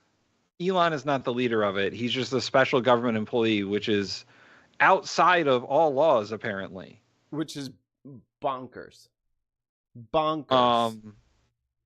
They have like bull in a china shop. They don't care what they break. As long as they get their end result, which they're never going to get. The federal workforce is 5% of the United States budget. Yeah, where are you getting $4 trillion from out of there? Oh, they're going to. Here's the plan by the Republicans in Congress. They are going to cut whatever they can. It's not going to be enough. It's never going to be enough. Right. Cut taxes for the richest people, which we can't afford. At the same time, they're asking for a debt limit increase of $4 trillion because they're going to incur a debt of $4 trillion. Right. So they know they're not saving any money. They want to protect themselves from having to do a debt limit fight in the middle of this because they're just going to cut taxes and maybe save a little bit of money by dismantling the federal government, but they're also giving an extra $150 billion to the military for no reason. Well, they need it for no reason. They have to have all of this military, even though he just rolled over and showed his belly to Putin. Yeah, They're getting rid of the Department of Education. They're getting rid of USAID. They're going to get rid of the Consumer Financial Protection Bureau. All the agencies designed to help people are going to go away, while the military gets more money for no reason, even though they have the biggest waste, fraud, and abuse record of all time. Of all time. They can't even finish an audit. They haven't had a completed audit in like 6 or 8 years because they don't know where the money's going. They don't know. They don't know. There are lots of bridges to nowhere in the Defense Department. No, but we need to go through USAID. USAID, by the way, there was a great report last night. Paramilitary. Yeah. It was a great report last night on Lawrence O'Donnell's show where he was like the press secretary for the Trump administration. She said she had proof that USAID was wasting money. Mm-hmm. And she had a page about, it was like $57,000 of waste for a specific program. I forget what it was. But he's like, you don't cut $40 billion because you found $57,000 worth of potential waste. That's not how things operate. What you're supposed to do is have an inspector general, who Trump fired all of them, have an inspector general look into it and say whether or not, yeah, okay, we could save money here and this was wasteful and that was fraud. But $40 billion was meant to like help people in countries to live. There's a famine and a genocide in Sudan. That, like, those people, you just doomed those people. Yeah. Like, for what? And then Triton, or Mark from Unbox Politics, he sent a link over in the group chat. It's like a 45-minute video of the Republican congressman just laying out the financial apocalypse that this is going to bring upon us. Yeah. And how this makes no sense. This doesn't save anything. What he would save, like our number one thing that we're paying out right now, is interest on our debt. Yeah. So him cutting off all of USAID gives us about a week's worth of interest of savings. A week of interest is what he just cut. I want to know, after all this is like said and done, like to say they cut whatever out of the federal budget because they fired 3/4 of the workforce and shuttered all these departments, and they saved maybe $500 billion. I want to know what their excuse is going to be when the federal debt, when the U.S. debt is at $40 trillion and the economy is fucked. Or everyone's complaining, like this farmer's complaining that they're not getting funding for stuff they need. And like agriculture is a big business in America.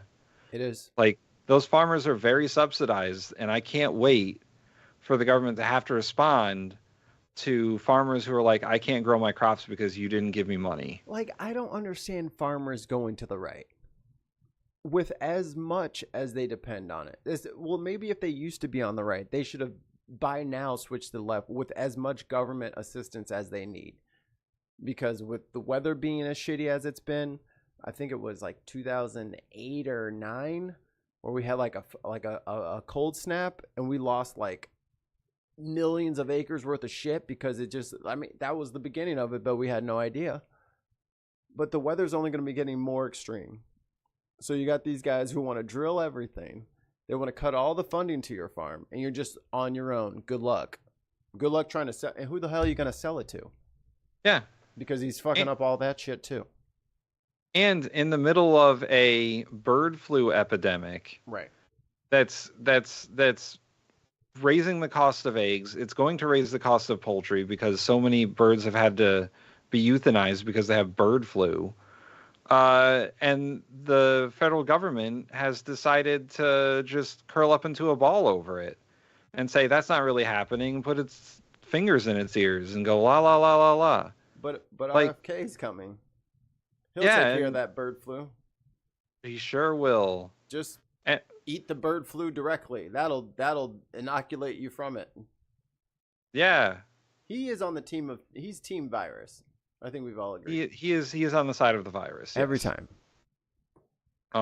But telling the CDC that they can't release reports about the bird flu is a problem, because it's only going to hurt our economy and the health of the country when it spreads to people and other animals. Yeah, there's a couple of cows that have it now. Yeah. So that's going to be the first thing, is you're like, well, we can't get the price of eggs under control because there's no chickens. I'm going to start buying them little eggs that are fertilized so I can have a couple of hens running around the house.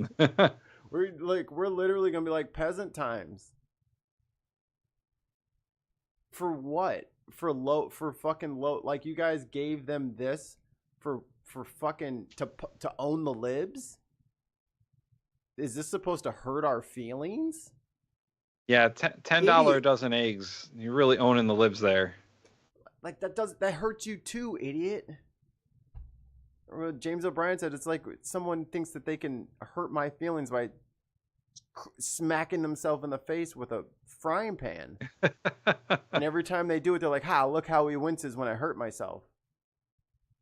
What are you cutting your own jugular to spite us?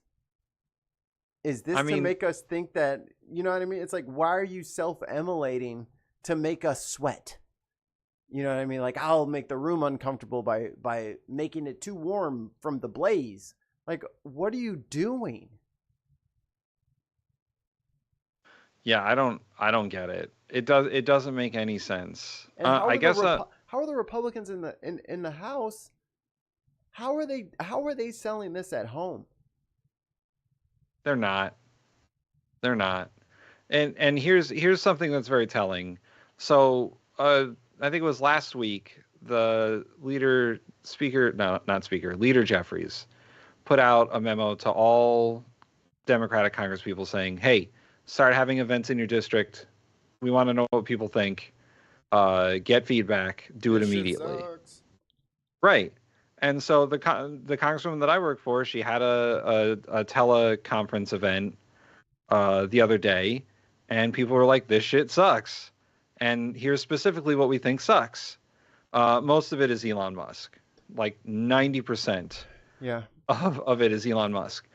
And so now they are taking feedback and creating policy from that feedback.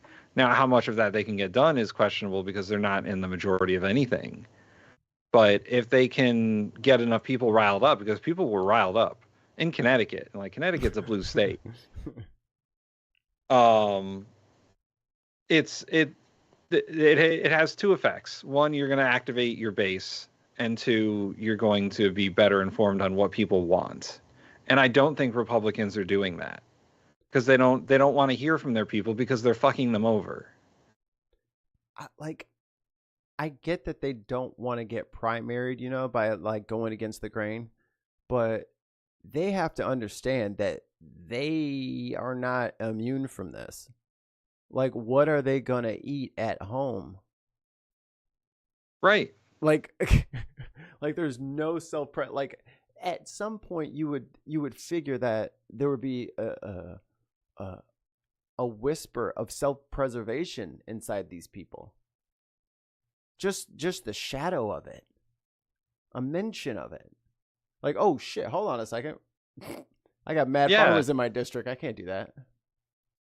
Yeah, the people who like their districts are mostly farms. I can't imagine like what those congressmen are going to be feeling in like a couple of months. Like that's like for farmers, they do this shit every year. They're always adding new equipment, getting bigger vehicles, trying out test things from. They do as much as they can to get it subsidized because no one is out there just buying their own grain, buying their own seeds, and just planting it into their own ground and doing it all on their own. They don't do that anymore. It's like millions and millions of dollars of upfront costs. They don't do it like that. They get help, they get assistance along the way, and then you just have to, just keep up the work, and then it comes in, and it's a lifestyle. And you cannot snatch the first 30% of the process away from them. Yeah. And I would like to see the Democrats sort of seize upon that and say, farmers, they're Trump's doing you dirty. Yeah. But we can help. Like, just be like, yeah, no, they're fucking up. They said you don't need any government help, but we know you need government. Like, we know the government pays you to grow those crops. And then the messaging on that is simple. It's like, we think you're important to this country. Right. We think you should be protected in this country. And if people don't like, you guys are you sequester carbon by planting crops.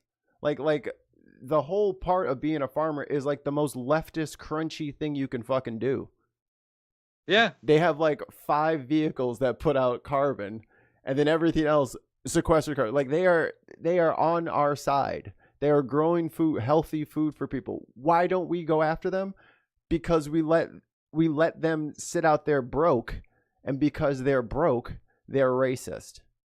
Because they feel disenfranchised, they feel outcasted, and then they lean into these hate groups.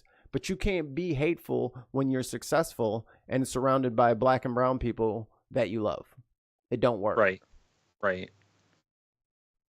Yeah, the Democrats, they need to seize the opportunity that they're going to be given when everyone is going to be pissed at the Republicans. Once people start feeling like the actual, like this guy who said that, I voted for the government to cut back on wasteful spending and all that, but why are they considering me wasteful spending? I never thought the leopards would eat my face. Right. So when everyone is wasteful spending, guess what? People don't think it's going to happen to them. But like our largest institutions are probably, like, as far as employees go, are like the military, and then like the post office. Very inefficient. But that's okay. It's government. It's supposed to be inefficient because it's supposed to be stable. And stability is wasteful by virtue. Yeah. It just, you can't be ready for anything all the time and also only have the bare essentials. Like, it doesn't work like that. We went for the luxury plan to take care of ourselves. We don't want the express plan. Yeah. We wanted the one that was permanent and worked. Not the, we'll see how it goes this month. Right. And, before Trump took office and started whacking at government agencies, nobody really knew what USAID was or what they did. But now they know. Yeah. And boy, I heard that the leadership at USAID sued the Trump administration for like illegally shuttering their department. Yeah. And Trump's getting sued so much about everything. Like, the lawsuits are going to pile up. Yep. Progress Only in chat says GOP districts are just deflecting to their constituents and blaming Biden or Democrats in the state. I shit you not. They can't do that forever. You know what I mean? Like, no Democrat can do what he's doing. They're literally changing things, saying, fuck Biden, I'm making this my way. Like, that's their thing. Like, out in front saying, I'm doing this. Ha ha. This will do a good thing. Wow. You can't. That's good. That's a good strategy for the next couple of months for the Republicans, is to say, oh, it's still Biden's fault and blah, blah, blah. And it's the Democrats in their state. But in the summer, next winter, it's not. Yeah, it's not. That Biden shit's going to be old. Older than Biden. They're not going to believe it's Biden anymore. Yeah. They're not going to believe it's the Democrats when the Democrats are just saying, hey, guys, we don't have the power to do any of this. And the Republicans are like, oh, we passed this and we passed that, and our budget cuts you out. Like, it's gonna be their problem. We need the squad. We need what's her face? Stacey Abrams, Cori Bush. Just go ahead, make the pro-Dem party, break off, start getting your funding together now. Fuck this shit. They're not going to do anything. They are fucking petrified. They're scared about being sued, as if being sued fucking matters. They're scared about losing their job, as if any of that fucking matters right now. So So just go, man, because they're not going to give up the reins, and they're just going to fucking stop you and then get in your way. We don't need them. Was it Keith Olbermann said? Yeah. They're too busy trying to keep their jobs to do their jobs. Right. We don't because realistically, there's no point in staying here. Because I have a kid. There's no Department of Education, and you want me to send her to a school full of fucking heebie-jeebies, infected ass little kids? It's not happening. I'm not doing that. So what's the point? Just right? Go. Yeah. There's nothing here. It's empty.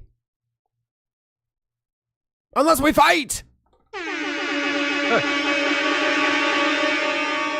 God damn it. What were we talking about? Give us our shit back. Yeah. What do you say to Skylar Holden and people in that predicament? What I would say is Congress, that the government needs to do a better job at working for the American people. Too often, it seems like the American people's working for the government, and the whole purpose of freezing and putting a hold on everything right now is to review to make sure it's working the way that Congress and the executive is supposed to implement. It's unfortunate that this is the case. I've been talking with several farmers that have been experiencing this and trying to help guide them through this process. Yeah, you've spoken with several, but it's all of them. That's not how audits work. Yeah. By the way, Republicans, you don't just a company doesn't shut down operations to do an audit. They still operate while they're doing the audit. That's why if you want to, if you want to audit everything, fine. I'm all for that. The government does waste money sometimes. However, you don't just be like, well, we're trying to figure out where the waste, fraud, and abuse is, so we're just going to shut everything down. That's crazy. That's an insane way of doing things. You're just doing it to be an asshole at that point. Well, Tim, I think I'm out of gas, so I'm going to start disassembling my engine. Right. Or let's say Pepsi was like, oh man, we got to do our yearly audit that's mandated by the government. Time to shut down production. Nobody gets Pepsi. No Pepsi for at least 2 weeks, guys. We're gonna really crack open these books. Yes, but it's all going to work out. Right now, it's a little bit disruptive, but that's what this administration promised whenever they were coming to Washington. So when No, they did not. No, they did not. That's not what they voted for. And this is the thing. We told you they were lying. But this tribalism bullshit, this fucking two sides of every argument bullshit, this is what leads to it. This is what it leads to, I should say. This is what it, you cannot tolerate stupid. Stupid people need to be called stupid. Bad ideas need to be slapped down. If it's illogical or it doesn't make sense, then it's gone. We can't keep dragging around people's fucking bad ideas just because we don't want to hurt their fucking feelings. You kidding me? There's a Lewis Black joke that the Republicans are the party of bad ideas and the Democrats are the party of no ideas. They have no idea how to govern. They've never done it. They've always just sat back and bitched at the back of the bus, and it's like, all right, now I'm driving. Turn the car on, man. The ignition. Oh, shit. They don't even know. He's in that vroom, vroom, vroom, vroom. It's so ridiculous. None of these guys are elected to do work. No. It's so crazy. And I don't want to glorify specific people, but the congresswoman that I work for, she works in DC. She's in DC right now because Congress is in session. But when she's not in DC, she's in the district doing work. She doesn't spend a lot of time in the office. She's out there doing stuff. And she's going out there meeting people. She's talking. All she does is go out there, meet people, and do stuff for the district. What is this motherfucker doing for his district? what are all of these Republicans voting yes on everything? How are they selling that to the district? Maybe that's what we need to start doing. Right. Start going district by district and just, tagging that district, putting some hashtags for the area codes and zip codes and shit associated with that place so that maybe we get out in front of them. Yeah, let's see. And ask them how they're liking this. How are you going to be voting in 2 years when you know what I'm saying, when so and so's up during the midterms? What are your thoughts on this shit? So this Republican ghoul, Jason Smith, Representative Jason Smith, he represents Missouri. Let's see. It said he was in the 8th district, I think. I don't know where that is. I know St. Louis is one. And that's the only one I care about. It's the only good one if you ask me. So let's see. His website has a picture of him and Trump. That's good. Complicit. Yeah, Missouri's 8th district, which is just south of St. Louis. No, like DeSoto and shit. Yeah. And that's where I saw the total solar eclipse in when was that? 2014? Right. The big one. Yeah. I think it was 2017. Yeah. I want to say, because that was the one where Trump looked at the sky and they're like, "Don't look at the sky." Yes, that one. But yeah, I drove all the way down there from up here. So this fucking mouth breather, he actually put forth a bill to Congress a week ago that's restored the exemption to family farms and small businesses from the definition of assets under Title IV on the Higher Education Act. So he's trying to carve out a niche for his own shit. While he's saying, hey, they're going to do what they do, he's trying to desperately save money for his constituents because he knows he'll be fucked. So that district and so that area down there is broke. It is podunk. I'm talking about it looked like Radiator Springs in that bitch. One stoplight kind of towns. When we went down there for the eclipse, I'd say maybe 10,000 people showed up. The complete shutdown of the town. I'm talking about there was just 1 lane or 2 lane roads with stop signs. Right. So traffic was backed up a couple of miles to get in and out of there. It was a complete and utter failure of their tiny little podunk system to handle a couple of thousand people who were going to be there for a couple of hours. The majority of those, and it's very mountainous. Well, not mountainous. It's very hilly, 300-400 foot hill kind of things. Right. But the only thing that brings money into that area is a train. The train cuts through there. They carved through there and ran the train. So all the little shitty towns are off of the train tracks and shit like that. Good thing we weren't going to build back better and fix the fucking infrastructure and get some of them trains together.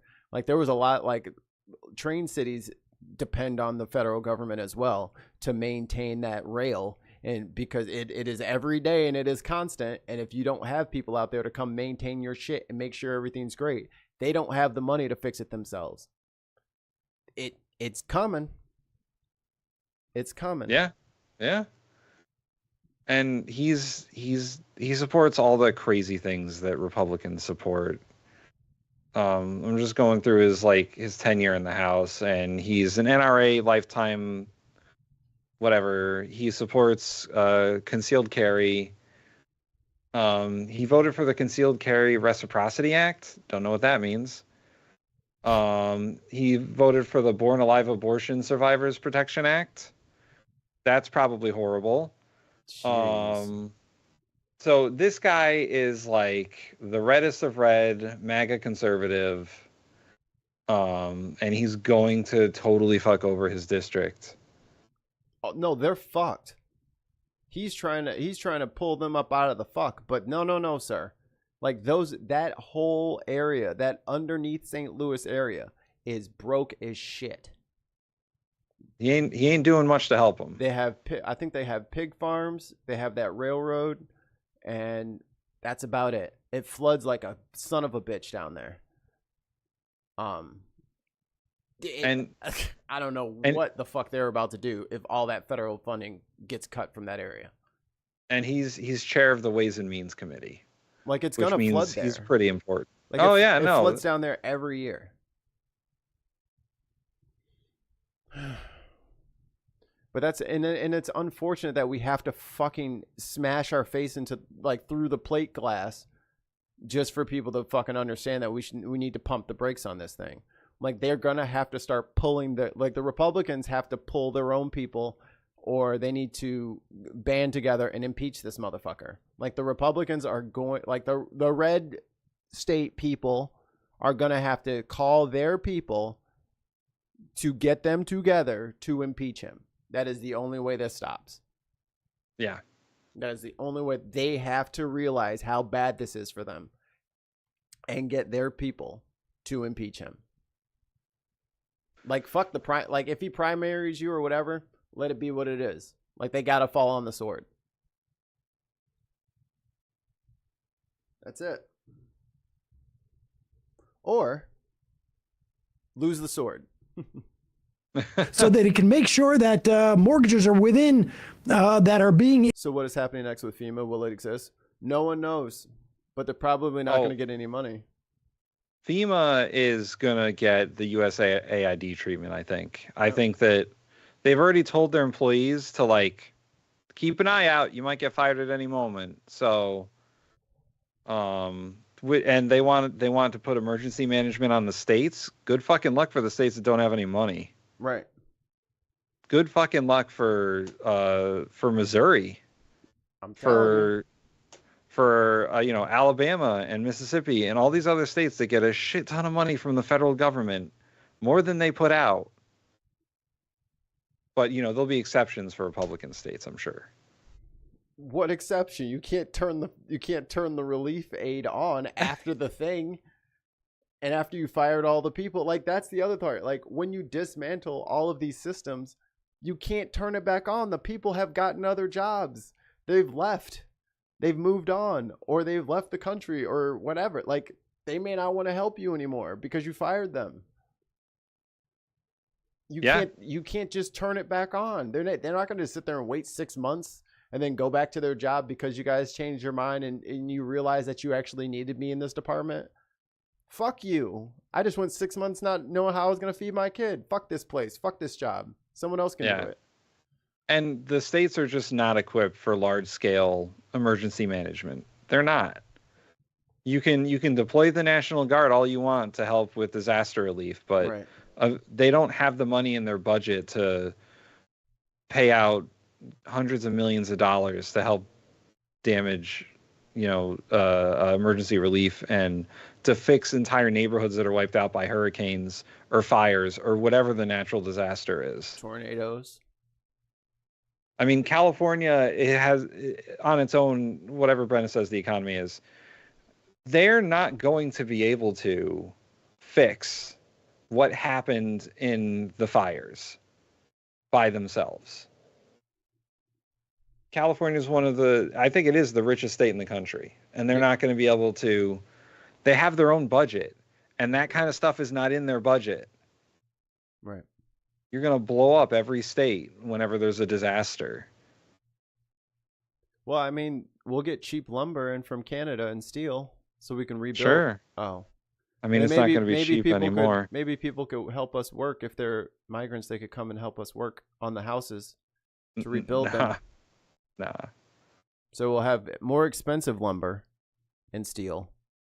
No one to help us build it.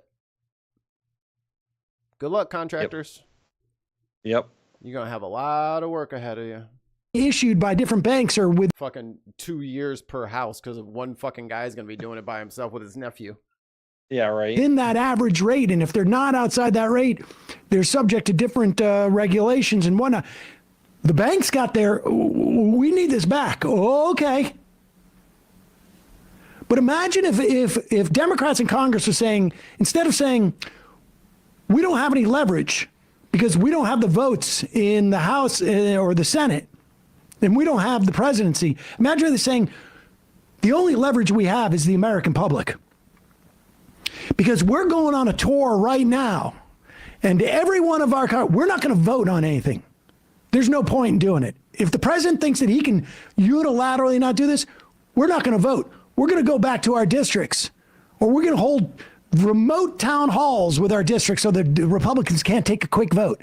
And we're going to, my staff has found 3 people who are getting screwed by what Donald Trump and Elon Musk are doing right now. And we're going to show them that government does stuff. And yes, we look into waste and fraud. Inspector generals do that in the agencies, and he fired every single one of them. Well, just the ones that were inspecting stuff that Elon was doing. Yeah, no, just those guys. Just every single person that Elon was being investigated by. The inspector generals are also suing the Trump administration for wrongful termination.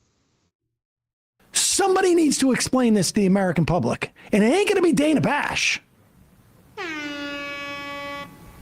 We hear the Democrats resent and reject that they're not doing anything. If the activists calling you are not aware of what you're doing, who is? Who is? You pause it for a second, Mikey? Yes, sir. Yes, to what Sam Cedar just said, because activists call the office all the time and they're like, what are the Democrats doing? What's the plan? What are you guys doing over there? And I have to explain, I was like, the Congresswoman's doing this, this, and this. I don't know about everyone else. But, we have to explain in our office that, yeah, the Congresswoman is out there doing stuff. And they're like, oh, thank God. Thank God, literally. I had a call yesterday about, they're like, oh, what are the Democrats in Congress doing about all this? And I was like, the Congresswoman is doing this, this, and this. She supports this, she opposes that. She had a op-ed in the New York Times, and she had an event yesterday, and blah, blah, blah. And they're like, oh, thank God that one of the Democrats is doing something. I was like, I can't say what the other Democrats are doing. Right. I was like, Senator Murphy was out there doing stuff. I don't know what Senator Blumenthal's doing. I don't know what Jim Himes is doing. I don't know what Joe Courtney is doing. But Sam Cedar's absolutely right. The Democrats need a coordinated effort. It can't just be like 5 or 6 people doing everything. Like every single one of them should go back to their district, go back to the main shopping mall or whatever they can find, whatever large public area that they can find. Get some fucking people out there with a fucking a gimbal on a smartphone and go live and talk to people and ask them what's going on and ask them how they're feeling. Ask them if they want to be on, hey, do you want to be on my stream? You'll have a line around the block.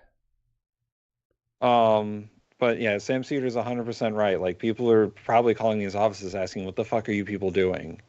Because I know I get those phone calls. Right. And I can't attest for what the other 434, Congress people are doing. So I just have to say, I don't know what they're doing. I know what the plan is supposed to be. I don't know if they're doing it.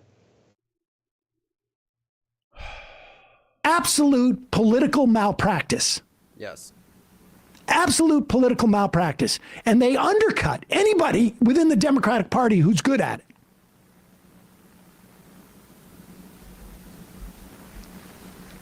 We will win. We will win. Oh, you guys are going to win? Schumer. Who's the we? Unbelievable. Who's the we? I don't know who Schumer thinks is going to win. I mean, he's safe, but... If you guys take a look here, I have a list that I will be updating as the headliners continues through this tumultuous time. The primary list: Hakeem Unseen Jeffries. We have no leverage. Did you say that into a camera with your adult human mouth? That is, you should never admit that you don't. He doesn't, but you should never admit that. You fool. And you're going to get primaried for that. Chuck, what the fuck Schumer for his "we will win." Yeah, you're out of here, dude. Low Job Bobo, we all know who that is. Magic the Gathering. Oh I think it's a really major mistake and an insult to me. And Raphael Zodiac Cruz. Everyone's favorite Templeton impersonator. You know, we should add Jason Smith to this because that guy is a piece of work. You're right.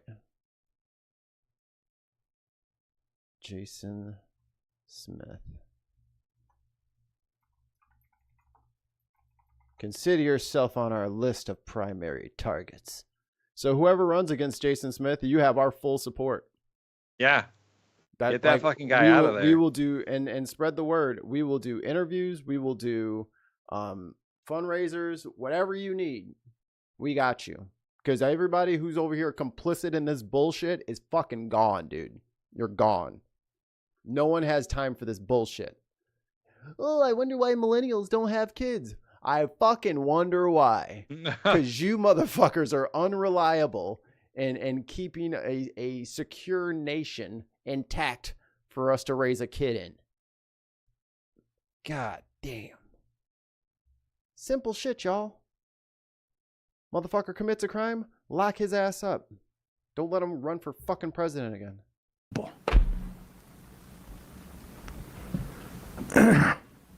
Another farmer named Westmoreland replied to Schuyler, and what he said was perfect. Please find and play that audio. It was as good as what Farmer Kowalski could do.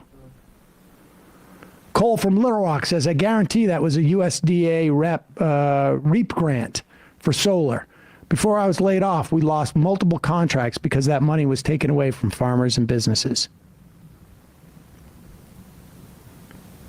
Cool. I got a little clippy clip in the chat for you there, Mikey. Oh, yes, you do. I do.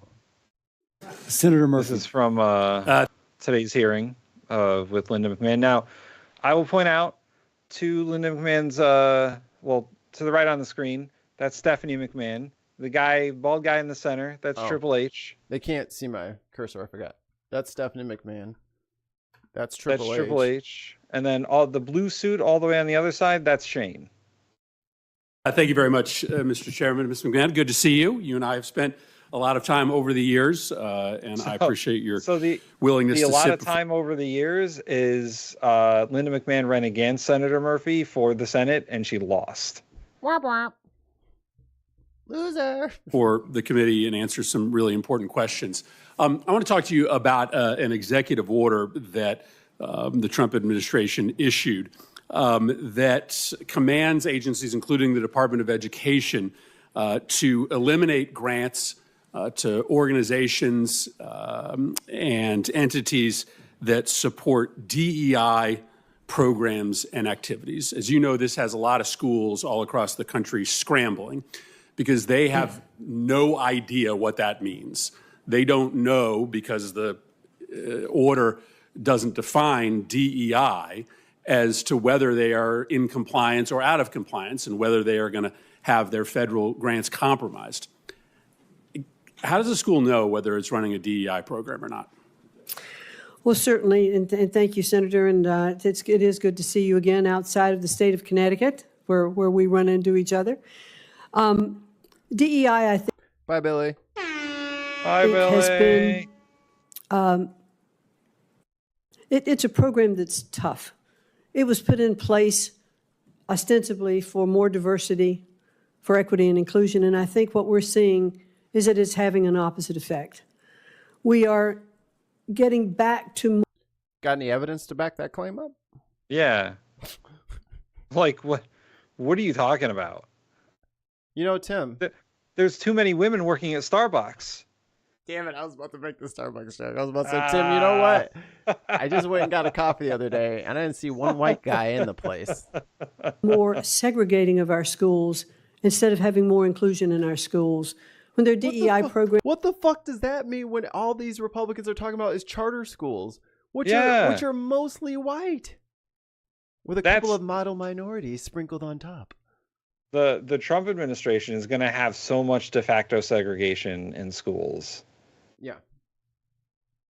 Programs that say that black students need separate graduation ceremonies or Hispanics need separate ceremonies. We are not achieving what we wanted to achieve with inclusion. Let me give you an example then. So this order applies to Department of Defense schools, and those schools have canceled all programming around Black History Month. So if a school in Connecticut celebrates Martin Luther King Day and has a series of events and programming teaching about Black history. He was a communist. Are they Pretty in soon we're gonna be a violation of communist a country. policy that says schools should stop Pretty soon we're gonna be running communist DEI country. programs?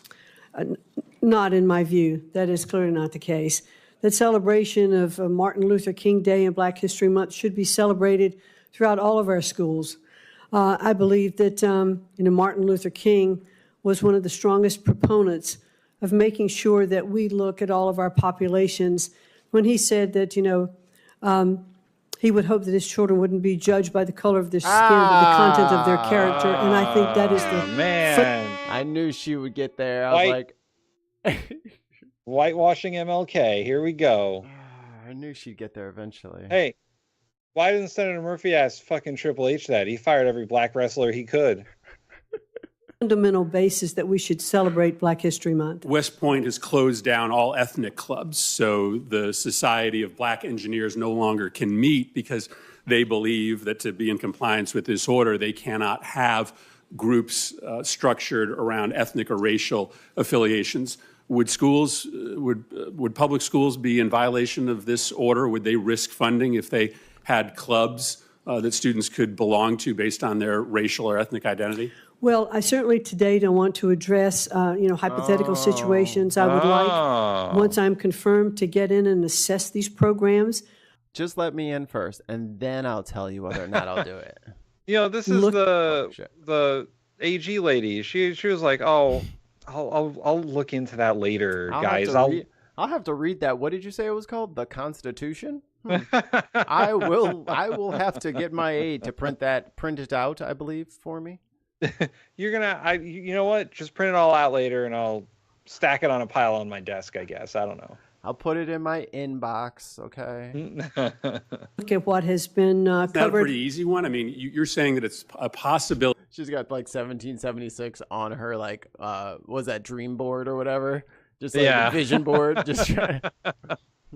I'm just gonna visualize knowing about this shit today. That if a school has a club for Vietnamese American students or Black students where they meet after school, Black women, because there's only women, that they could be potentially in jeopardy of receiving federal funding? Again, I would like to fully what order is and what those clubs are doing. That's pretty chilling. I think schools all around the country are going to hear that.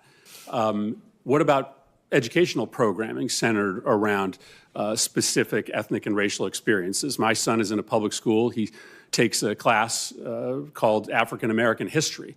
If you're running an African American history class, could you perhaps be in violation of this court order, of this executive order?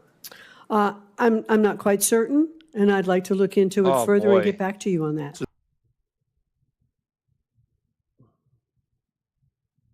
Damn. Is this a joke? They don't know the first thing about anything. RFK didn't even know the different kinds of Medicaid. Yeah. I will reiterate, Linda McMahon knows literally nothing about the education system. Literally nothing. All right. She lives in fucking Greenwich, which is the richest town in the entire United States. She doesn't know anything about education, especially public schools. She doesn't know what the programs are. She doesn't know how to operate a school. She's not an administrator. All right. Her kids are highly educated. Thank you very much. Her kids are highly educated, but she didn't do it. She paid for them to go to private schools. I think Graham just kicked over his covers in the middle of the school. He was like, private schools, private school mafia. So there's a possibility. There's a possibility, you're saying, that public schools that run African American history classes, right? This is a class that has been taught in public schools for decades, could lose federal funding if they continue to teach African American history. No, that's not what I'm saying. I'm saying that I would like to take a look at these programs and fully understand the breadth of the executive order and get back to you on that. So that is what you're saying. No, you guys, Black Lives Matter. You just fucking all lives matter. That was your sign. Well, we're not going to teach black history. We're going to teach everyone's history. No. We'll just call it history. How about we have another round of white liberals to explain to me that I'm just, shrieking. I'm just a shrieking violet, and I'm just being a reactionary. And you're virtue signaling. You're virtue signaling. Am I still virtue signaling? Am I still doing all this for attention, or am I fucking right? But Mikey, when a fucking black person tells you that something racist is happening, trust us, dude. We have a fucking spidey sense for this shit. I can smell a racist across a room. It is in my blood to be able to recognize this shit. We tried to fucking warn you guys about them, but that became inconvenient. Too many, not enough white dudes at Starbucks. If we get rid of all the diversity, then we don't have to celebrate so many holidays. And that's bad, because who doesn't want to put their trash out on the wrong day? I guess that's the only good thing. Sometimes the holidays do fuck up my trash retrieval. And I'll be putting that shit out hella early. I'll be like, damn. And as Martin Luther King said... I can't believe she pulled it. She was so proud of herself, too, because she finally remembered it. That is the line that they all like to use. Judge not people by the color of their skin, but the content of their character. Like, come on, guys. That's not what he meant. You all know that's not what he meant. His next speech where he was like, yeah, and fuck these billionaires. Yeah. Or the speech where he was like, hey, America, you fucking owe us some shit that you didn't give us. Like, we are owed a debt. I'm glad to see Prop 40 went up again. Oh yeah, did it? For reparations. Yeah, I heard about that. Yeah. Oh, back to the farmers thing real quick. Oh, let me see if I can find it. Let me see if I think Linda named. Please think of the children. What kind of? Oops.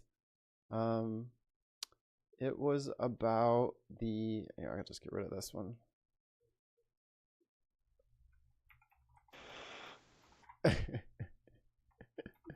You can't make this up.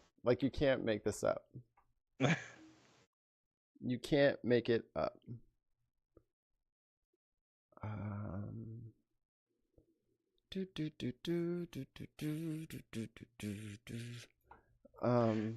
And by the way, there were other parts of that confirmation hearing that were horrifying, like the Republican senators and Linda McMahon agreeing that, school choice and we should let parents choose the curriculum that their kids learn, and we should put it all to the states. Just make it all a state thing. And once again, you're going to have a very, very a huge distinction between states on what education is going to be, and people are not going to be equally educated, and high school diplomas won't mean shit. Right. It would depend on where you lived at that point. And they also talked about defunding colleges because they're DEI or anti-Semitic or whatever. It's just, I don't know, dude. All right, I found it. I'm moving to the USA, bro. Okay, why? Because I just got refugee status, son. Okay, don't talk. South African comedian Boer Bosch sending up white privilege. Part of a wave of spoof videos on social media following US President Donald Trump's allegations that South Africa mistreats its white minority. What Daddy Trump says goes. Isn't that racist? I don't know, dude. Ask Elon. He offered refugee status to Afrikaners, the descendants of early European settlers, stating they were victims of unjust racial discrimination. Africa's doing. Wait, what? It gets better. Trump was attacking a land expropriation bill signed by President Cyril Ramaphosa, which is aimed at addressing racial disparities in land ownership. Another The white people, who are 7% of the population, own 42% of the farmland. Yeah, like, what are they talking about? Comedian Leah Jazz posted this Instagram video titled "A Day in the Life of an Oppressed White South African." I then need to wash, so I have a dip in our pool which is used for bathing and drinking as we have no running water. Then I sit down to apply for a job I'm not qualified for and cry when I don't get it. South African-born billionaire Elon Musk, now a key advisor to Trump, has amplified the... Oh, look how he walks, dude. He's like a little creature. Yeah, he is. That was an... Fucking... Oh, look at him. He's a creature. Ugh. Yowzers. What a winner. Look at the fucking Cybertruck in the background. We got product placement now. South African-born billionaire... We're going to do this slow motion. You got to tell the king he has no clothes, man. South African... Well, yeah, look at that gait. That's the gait of a winner. He's got a full load in that pants, I can tell. He's like, good boy, Elon, good boy. Elon's got his neural chip in. That's what somebody go up to Elon and put a magnet on his head. Just short circuit his ass. It'll be funny. See what happens. Oh shit, the sound. A key advisor to Trump has amplified the president's attacks on South Africa. He wrote in a post on his social media platform... Oh, look at Zodiac over here. Oh my God, what is Ted Cruz doing there? Ted Cruz Who is showing... Who let him near the president? X last week that the country has openly racist ownership laws. The fact that he has a hat on with the suit is so fucking trashy, dude. You're the fucking president. You're wearing a ball cap. How trashy! A ball cap made in China, by the way. So he's wearing. I'm reading a book basically about Trump's first administration. He's wearing that hat because he didn't do his hair. and you'll notice he only likes being filmed in natural light. Yeah, he doesn't like. He doesn't. Orange. Yeah. He hates flash photography because it makes him look more orange. So whenever you see him in like a setting, there are no flashes. It's all natural light. When Angry Vagrant says Cruz playing Where's Wally, he just showing up like Carmen Sandiego of trolls. To answer Tons of Mice's question, Trump does have hair. It's unfortunately his real hair. And he goes through like a whole can of like Tresemme hair hold every single day. Oh, that would explain that hole in the ozone layer. He was trying to peek through to fucking look at the fucking solar eclipse. He has like a whole hair regimen and a stylist that does. He has a stylist that does his hair. So there you go. And it still looks like that. If you want to cut funding. Oh, remember when we got told we were crazy for trying to defund the police when they were trying to buy fucking tanks and shit to fucking shoot us? We're like, let's not give them money for tanks. Like, how can you say that about the police? So yeah, he's wearing that hat because he didn't do his hair that day. This spray tan looks like shit too. Whoa, where's my mouse? Lost my mouse. Found it. Trump's criticism has exacerbated stark divisions in South Africa 30 years after the end of apartheid, partly because of yawning inequality between racial groups. Underscoring those divisions, the mostly white-led Democratic Alliance, the main coalition partner in Ramaphosa's unity government, said on Monday it had filed a legal challenge to the land law. The populist MK party, meanwhile, has filed a criminal complaint against... Hey, they're on Barack Street. ...against AfriForum, which champions the white Afrikaner minority, accusing it of spreading misinformation to influence Trump. AfriForum has lobbied against the law in US media and political circles. He can decide how he puts pressure on South Africa. Portraying it as part of a wider onslaught on white Afrikaners. To put pressure particularly on the politicians. So there you go. But again, we live in a crazy country where they don't want to tell, the news doesn't tell people things anymore. So, hey, white American farmers, guess what's gonna happen? Your ass is gonna get replaced because they're gonna have to find somewhere for these refugee farmers to go. And after you lose your farm, Maybe some guy buys it cash. You can go, I don't know, work at Amazon or something. And then a white South African can come in and work your farm. Yes. Yeah. So don't worry about it. So a white person, it's fine. The farm will stay in white hands. Don't worry. But it will be in the hands of Africans. Unfortunately for you. Oh boy. All we can do is show them. You know, like that's all we can do right now is show them. You guys got to believe us though. When we show you, you got to believe us. This time, you got to believe us. I don't think anything's happened yet that we haven't kind of foretold. Yeah, I mean, we're prophesizing this stuff, guys. We're kind of betting 1,000. We're a little bit. I mean, unlike the Democrats, we read ahead. So I was gonna read the entire Project 2025 on stream, but that was gonna be like several weeks.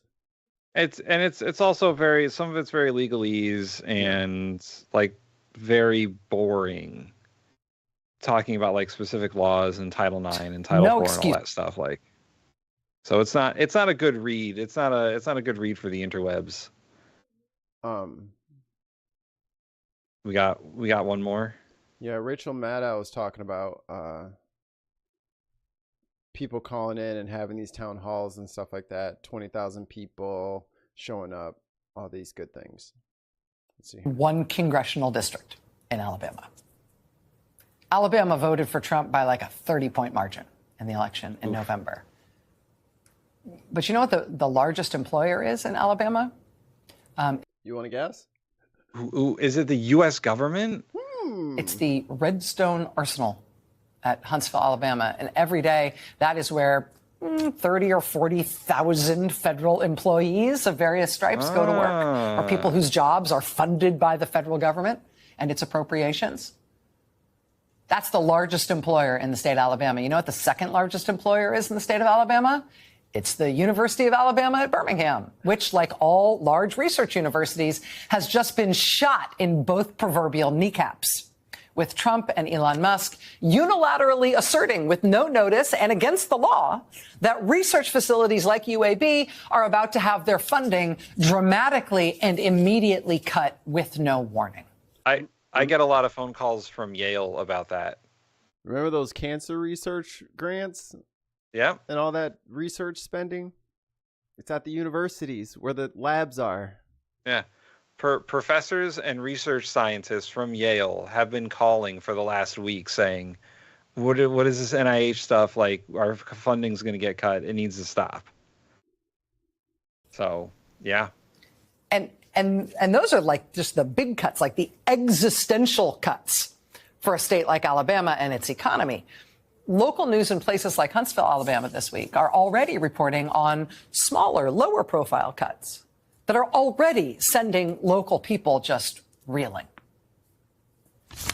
Some Huntsville Utilities customers have been notified that their accounts have been debited, all due to one of President Trump's executive orders.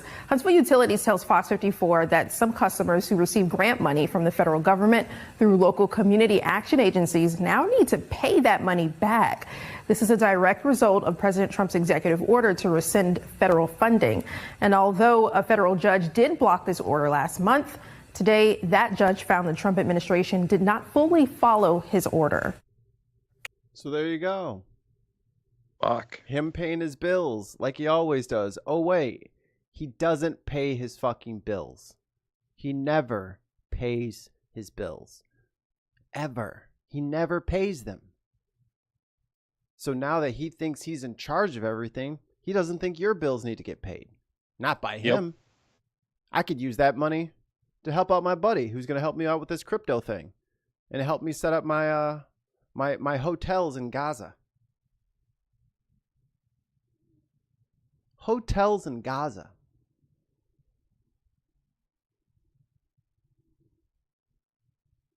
All we can do is tell you over and over again. Just keep telling you. Keep showing you. There's no good in it for you. There's no Tootsie Roll center to this shit. It's just theft. It's just grift. They played you. And, you know, the I don't know what court it was, reinstated Trump's, hey, you guys can quit if you want thing. Mm-hmm. And so I was talking to my wife about this because she's an accountant. She works with the IRS and all that. And very concerning that federal employees could just quit because it's tax season. Right. And the IRS, well, they need all the people they can get. So the IRS issued an order during the time the court said that Trump's resign-a-thon was on hold. Right. And the order said that even if IRS agents decided that they wanted to leave the IRS and take the package, they couldn't stop working until May 15th because they need everyone. And now Trump just said that Doge is going to be looking at the IRS. So how are we supposed to be getting all this, go ahead, sorry. Well, what my wife said was, well, that's what they want. They want dysfunction at the IRS because the people who owe taxes won't have to pay it. Like the rich people who already kind of don't have to pay taxes because there aren't enough IRS agents already, they don't have to worry about it. Like if you owe money to the IRS, there's a better chance of them not collecting it now. Right. If the IRS owes you a tax return, good luck. Yeah, the line's going to be long. Like get your fucking taxes in right now. Don't wait until April 15th. Get them in now. Do it right now. Because when Doge goes to the IRS and says, well, half these people are fired, it's going to be a real problem. And maybe that'll be the first kind of like, not federal, but maybe like nationwide shockwave that'll go through is when people don't get their tax returns in a month. It takes 2-3 months to get your tax return. Because I mean, the statistics are probably worse now than they were before, but I think it was 2020, 60% of Americans couldn't finance a $500 emergency. We need our tax returns like that. This time of year is important. This is when people start to move because they can get that first month, last month deposit shit together. This is a very important time in American culture. They have never, ever experienced any of this. So they don't give a shit. No, the people who owe money to the IRS are going to be better off because they don't want to have to pay it. Right. When there's not an IRS to enforce those payments. Well, now they can stall. Yeah. Because there's less people. Like the person's going to have to go look at somebody else's case because this guy's taking too long. And to answer the question, yes, that's part of Project 2025. Damn it. Accounts have been debited. They're just taking money out of people's accounts as part of their utility bill. Oh, Trump cut off all that money. That's been helping pay your utility bill, Alabama. And so now we're going to start taking all that money back. And by the way, you owe. You owe. You have to pay money more than you have been, not only for your additional bills. You have to pay back what Trump is no longer allowing to be spent. And that, Alabama utility customers finding, hundreds of dollars taken out of their account in the middle of winter, right? I mean, I guess it's a small story in the grand scheme of things, given what's going on in our whole country. But for people in Alabama, that's a real and immediate and hugely expensive thing that is very obviously Donald Trump's fault in a state that really supported him. So what's the impact of that, right? I mean, Republicans from Alabama, like Alabama Senator Katie Britt, have started to freak out publicly about what Trump... Your favorite, Tim. Oh, Katie Britt, no. And Musk dismantling the government is doing to her state specifically. Quote, Senator Britt was one of the first Republicans to raise concerns at home soon after the Trump administration directed the NIH to slash $4 billion in costs for medical research grantees. Senator Britt, whose state has received more than $518 million in... Tell me more about how you want to cut government spending, Miss Yeah. Britt. Tell me more. Tell me more about how everybody should, tighten their belt loops as your state takes $518 million NIH grants just for projects that are currently active there, tells a local news outlet that she will press Trump officials to take a, quote, smart, targeted approach to cuts so as to, quote, not hinder life-saving, groundbreaking research at high-achieving institutions like the University of Alabama at Birmingham. What do you think the odds are that she's right? That they're, what did she call it? That they're going to take a smart, targeted approach because they're trying hard not to hinder life-saving work. Well, isn't it a little too late for that? It is a little too late for that. They're, like I said, bull in a china shop. They're going to break whatever they want.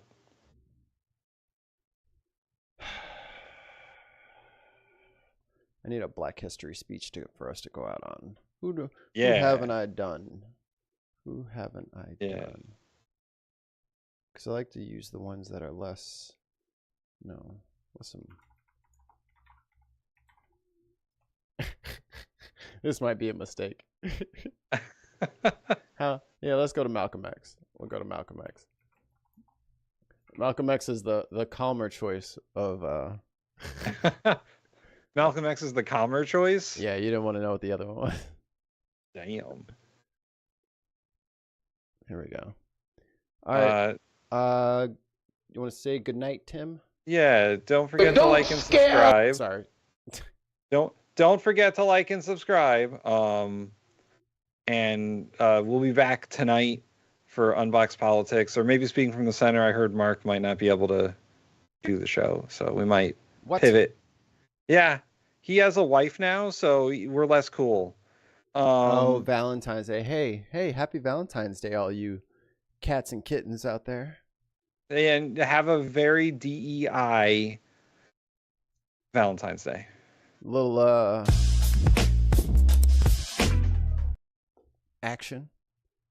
Definitely inclusion. And they were coming right on top of me. Oh, God. And within about 3 seconds, I was covered with bodies. No. Oh, that's funny. And if you're single, go out and do whatever the fuck you want. No, go get your documents together. File your taxes. That's what you should do. File your taxes right now. That's what you should do for Valentine's Day. File your fucking taxes. They're calling her Rhino Taylor Green. Go to patreon.com and become a patron of the show, the Bin Podcast. Universal Studios Hollywood. Do it. All right. Bin, yes. I was Bin Podcast, Patreon. You can be like tons of mice. Yes. And Dutch. And Leclerc Vert. And Ollie. Ollie's and yeah. And go watch all of our other shows right now. Go do it. Do it. But first, watch this. Bye. Negroes today with no badge or no white skin or no white sheet or no white anything else. The police the same way. They put their club upside your head and then turn around and accuse you of attacking them. Every case of police brutality against a Negro follows the same pattern. They attack you, bust you all upside your mouth, and then take you to court and charge you with assault. What kind of democracy is that? What kind of freedom is that? What kind of social or political system is it when a black man has no voice in court, has nothing on his side other than what the white man chooses to give him? My brothers and sisters, we have to put a stop to this, and it will never be stopped until we stop it ourselves. They attack the victim, and then the criminal who attacked the victim accuses the victim of attacking him. Yes, sir. This is American justice. Yes, sir. That's right. This is American democracy. Yes, and those of you who are familiar with it know that in America, democracy is hypocrisy. Now, if I'm wrong, put me in jail. But if you can't prove that a democracy is not hypocrisy, then don't put your hands on me.